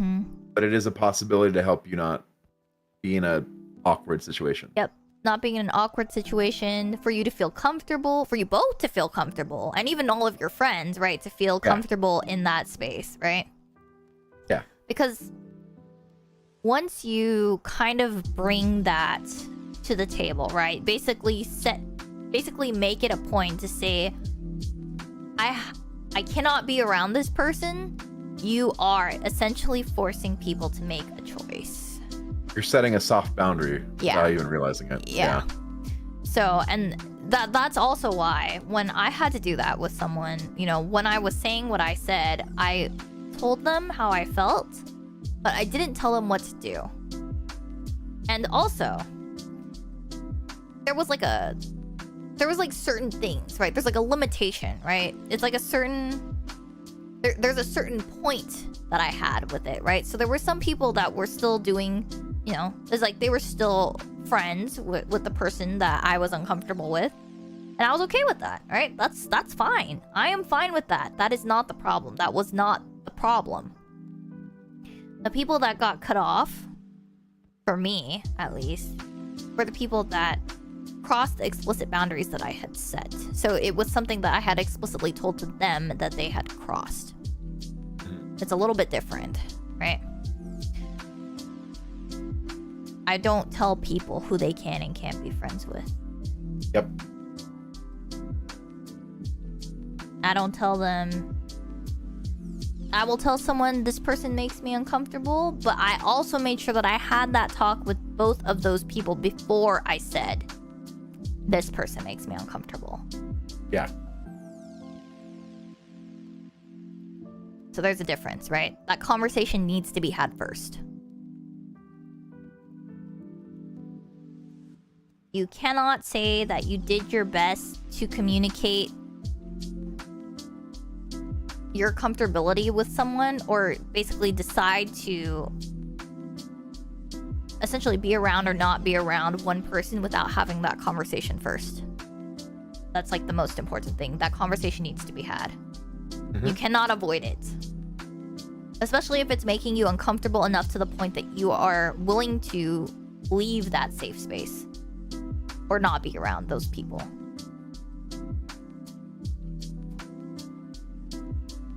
Well said. You can also choose to hang out with them when that person is absent if that is possible. I'd also try to figure out why there isn't a vibe. Yeah, I mean, because I think a lot, well, like I said, a lot of that comes back to communicating with the person, right? This is true. The person could actually be really cool about it. They just weren't aware of what was said or what they did was making you uncomfortable. Yeah.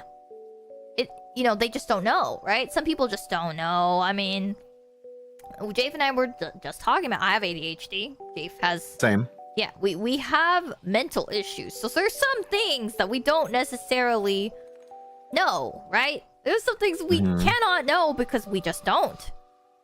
You know, if something makes someone uncomfortable that I've said or done, right? I prefer they just tell me. We just talk about it, right? You tell me what I did or what I said that made you uncomfortable, and we'll talk about it. I'm not going to tell you that you are not allowed to feel that way. I am not a bad person, so you shouldn't feel that way. That's not how I would respond, right? I mean, obviously there are some people that would respond that way, but at least as far as I go, right? And as far as most people go, that is not generally how they would respond. A lot of emotional manipulators will do this where they tell their partner who they can be around. Eventually, they will make their partner distant from their loved ones, making the manipulator the only one they can rely on. In many cases, the partner will feel attached to the relationship because of this manipulation. Yeah. I just think it's very, very important to be clear, right? Be clear about your communication. Trash Taste had this. Prior to becoming friends, two of the guys just assumed the other didn't like them. They talked and now they are friends. Yeah. I think it's a little different in the creator sphere. Yeah, it's different in the creator sphere. Because some creators are playing a character, especially in like the VTuber world. And some creators, myself example, are just themselves with a cute picture. And so you can't really you can't really always get a gauge of how someone actually feels. And assumption, as they say, makes an ass out of you and me. Yep. So the best way to know if someone vibes with you is just ask them, usually. Yep. Not necessarily direct, but yeah, it's so important. Like you would not believe how much easier it is. I mean, sure, some people are just incompatible, but honestly, if we're talking about, like, let's say this person just didn't know that something would be offensive or something would hurt you, I mean, that's not a toxic person. Are you gonna cut out someone that's like just is basically unaware? Right. That's kind of not fair either, right? That would end up being your toxic trait, if you think about it. Not to mention, it's kind of like starting a witch hunt to burn someone at the stake when the only thing you know about them is like you just get a feeling. Well, a feeling's not enough to burn someone at the stake. Yeah. We had an entire thing about that in history. Don't do that. Yeah.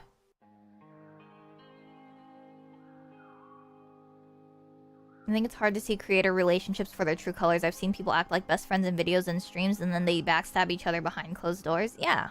Oh boy. I mean, there are people like that. I mean, Jafe and I have talked about this before too. Our last talk was quite literally about streamers and their relationships with each other and streaming in general, but yeah.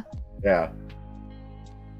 It's not everyone sees eye to eye on it, and everyone has their own opinion on it, but I think the thing that is pretty agreed upon is that you cannot tell someone else who they allow in their spaces. You can only tell them what has happened and why you're uncomfortable with that person. That's your boundary. What they choose to do with it is their business. Yeah, it's entirely different if someone is unaware of the things that they say, and therefore and you haven't told them that that's something that they've done or said makes you uncomfortable.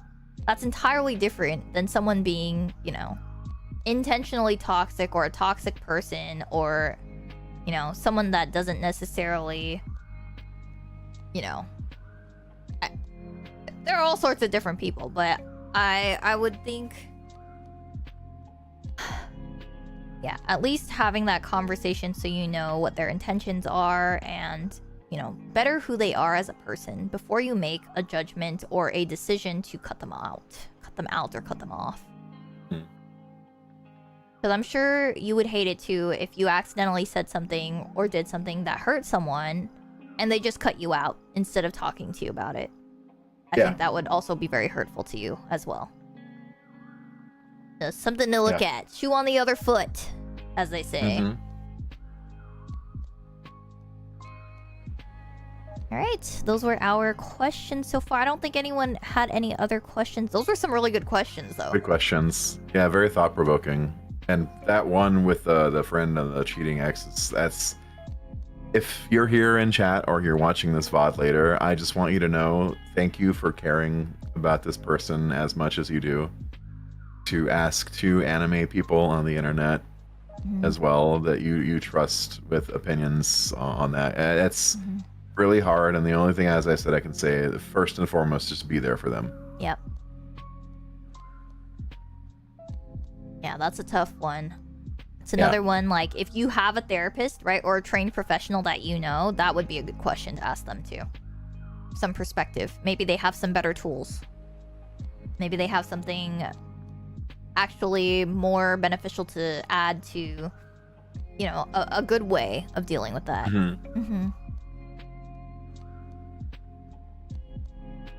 Can be dangerous to assume things about content creators without knowing them very well. I've also seen creators who are fun and quirky in front of the camera and abuse their partners or do heinous shit in real life. Yeah. Oh, yeah. All the time. It happens all the time. Did we forget about the Cinder situation? Did we forget about Cinder? Did we forget about Amaranth? We're not talking about current Amaranth. We're talking about that period of time Amaranth. Because, like, that entire thing with... Jesus. That was crazy. That was crazy. That was actually crazy. Yeah. I've had someone say to me that they liked getting me angry, so they had to step away and not talk to me anymore. That's kind of... That's a crazy wild. thing to say. That's not laughter. It's more nervous laughter than anything else. That's relatable. It sucks. Yeah. I don't think... Okay, it's okay. It is never good when someone is telling you that they are hurting you for fun or for your own good or for whatever quirky reason they have, okay? Yeah. We don't, there's no, we don't justify do hurting people, okay? No justification. There is no justification. We don't justify the act of hurting others, okay? Yeah, I've been cut out randomly from things like that before too. Definitely communicate about that before it comes to that. I think that's really important. I always find it helpful to write out my thoughts and feelings before talking to the person I don't vibe with, so I don't go into the conversation with clear understanding what I want to so I go into the conversation with clear understanding of what I want to convey. Yeah, I think that's usually what I do too. So if because for me, I am also really bad at like conveying a lot of emotions because I'm very avoidant. I will write things out first. Usually I will talk things out with other people to try and kind of see if how I'm feeling is valid, right? Usually first to see if it's valid, see if there is like a good way to deal with how I'm feeling, right? And then, like, also to kind of sort out my thoughts. And then I'll write it down. I'll write down what I'm feeling, what I'm thinking, how I want things to change, why I want things to change, you know? There are different things like that. Usually I'll, like, type it out for myself. So I'll, like, make myself a whole Google document. Sometimes, too, you can just vent at the beginning of the document that you're writing. Just fucking vent. Yep. Because you're mad, right? You're upset about whatever. Vent about it. Get that out before you have the conversation because you don't want to go into the conversation emotional. You know, you don't want to go into the conversation already angry or already upset because it kind of makes it hard. It doesn't make the conversation like clear. It makes it harder for you to convey your thoughts accurately. You know, and not from like a overly emotional standpoint. Yes, for sure. Having notes or like an outline of all the topics you want to address has been so helpful to me before. It's very good for you. Yeah, I just suck at talking about what's in my head. Yeah. I can relate. Yeah, I mean, so yeah, it's hard for me too. And sometimes like when you don't understand something even more so, right? So you kind of have to think it's good to try and understand how you feel. Process that first. Then put it down on paper. And then reread it back to yourself and see what it actually is that you want to convey and how you're actually feeling. Important. Do that in that order. Ruby, that's actually really good. having a personal Discord with just you that you throw all your thoughts into. Yeah, I have my own. Yeah. I have my own little notes area for myself to write in my thoughts and things that I'm thinking of or things I'm thinking of doing or whatever. Because I have ADHD and I will fucking forget. I have the memory of a goldfish. Yeah, I journal sometimes with my feelings to figure stuff out. That's a healthy thing too, is just having like one of those composition notebooks or whatever. And a really therapeutic thing to do is to take all those thoughts and feelings afterwards. If you've got like loose leaf in a binder or something, it's even easier. Just rip it out and like set it on fire in a safe area. Yep, that's literally what I did. I think like, what was it, a couple weeks ago, I was upset. I wrote out all of my feelings onto a piece of paper, and after it was all over and I had that conversation, I freaking tore it up. Feels good. Yeah. Yep. It's just one of those good things. You know, very unfortunate. I've seen some of the videos.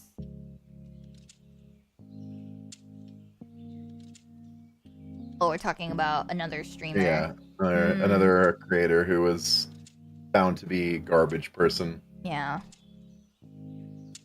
Yeah. And not the cool garbage people who take care of our garbage, but... Yeah. It is hard to tell sometimes. Yeah, do we have any other questions? Are there any other questions? I know Jafe is tired. I am also a little bit tired, and also it's getting late. I think this has been really good. It's been good, right? I feel like I hope, chat, I hope you learned a lot. What are some of the things you guys learned? Oh my god, I'm an actual Rizzonomics professor. What have you guys learned today? I have a question. How are you today, Kimiko? I'm tired, but I'm good. Hi, tired.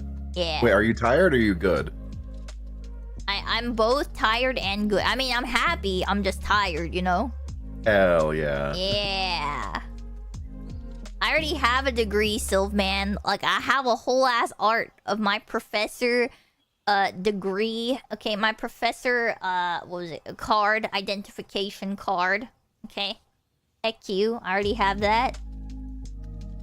Dave has seen it before. It's true. Thank you, Kimi, for the stream. Of course, of course. Saying an actual plaque. You're gonna make me a plaque or a degree? That's crazy. Alright, a Rizzonomics professor. If you guys have, you guys want to give me your insight. What did you learn today? Sylvan, since you're here, what did you learn? Oh. Hi, Toby. With this knowledge, I'll know better how to rizz up a good partner. It's crazy. I'm sure you'll get there, Toby. I'm sure you're an excellent person and you're gonna find the right one. Thank you for redeeming your daily fairy dust. Because you know why? Because it's mint Toby. Oh god, Jay with the puns.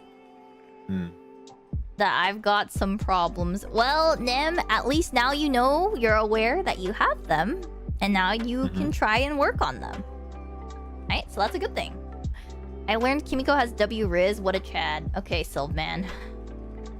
Oh, hi, Mommy Glacy. I missed the first 2 classes, so I think it's over for me in that regard. Don't worry, we'll do a review.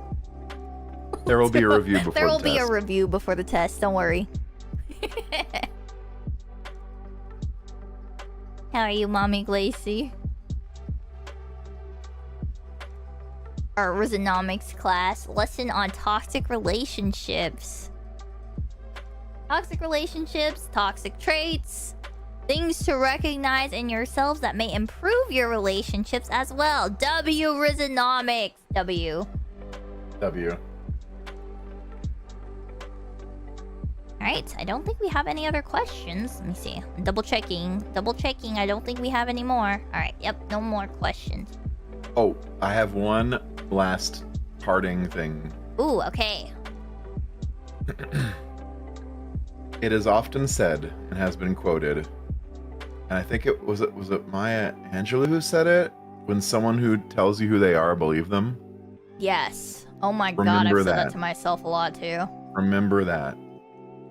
Because if someone says that, quote, I can't give you what you need, Mm-hmm. believe them. Yep. you will avoid a lot of pain. Mm-hmm.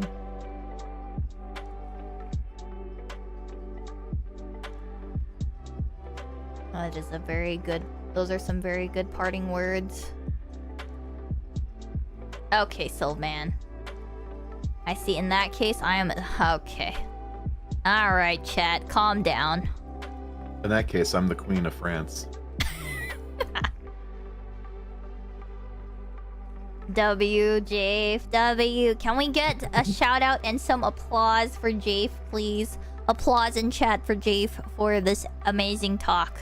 Thank you for being my little host here, my co-host, as we say. Of course. We haven't done this in a while, but it was fun. I know. Anytime. We bounce off each other really well, and yeah, good. I've enjoyed myself. I always like doing stuff. I don't know. Yep. He do be tired sometimes, understandably so. New Pokemon stuff? Yes. Boy, is that a clip everyone loves? That The dog. The being dog! bipedal. on all fours. Yeah, there it is. It better not be a bipedal with a fucking fighting type, or I'm gonna be really upset. And that's all I have to say about it. The dog. Also, they like this one and the one where you remember when I rated you? Huh? And you were like, it's not her, it's me. Yeah, That one. The piano. That's also pretty good. Yeah. That's a good I one. have enough duct tape this time. You're not gonna lock me in the basement. I've had enough wall moss, okay? That's what I feed my mods, and I don't like it. Do you think... I mean, speaking of toxic relationships... I'm kidding. Oh, God.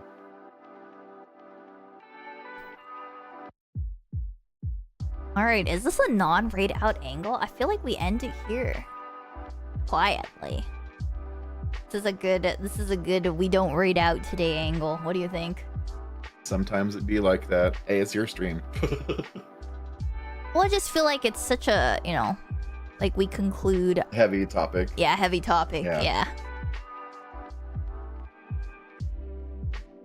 Thank you for stream. Thank you guys for being here. I hope you guys enjoyed it. I hope you guys learned a little bit about yourselves, toxic relationships, and how to grow, how to improve yourselves, improve your lives, improve your relationships, because that's what Rizzonomics really is all about.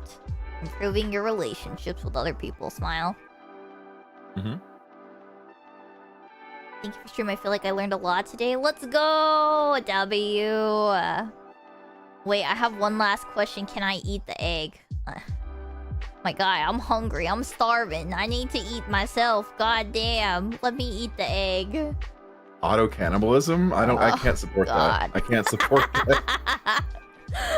I want to eat the egg on my head. Sorry. Oh, God. I have a question. Can we go forehead cheese toggle when? Bruh. I gotta go find a piece of cheese to go put on my forehead now. Thank you very much, Jay, for that piece of cheese. You're welcome. The piece of cheese. No one's gonna forget it. Alright. Thank you, Jafe. Thank you, chat. I will talk to you guys another time. I'll see you guys later. See you guys next time for another fun stream. Have a good rest of your day or night, chat. Sleep well, get good rest, get something to eat, go enjoy yourselves. And thanks for hanging out. Thanks for watching. Goodbye, YouTube. Goodbye, Twitch. Bye-bye. Have a good night. Bye-bye. Bye-bye. Yeet.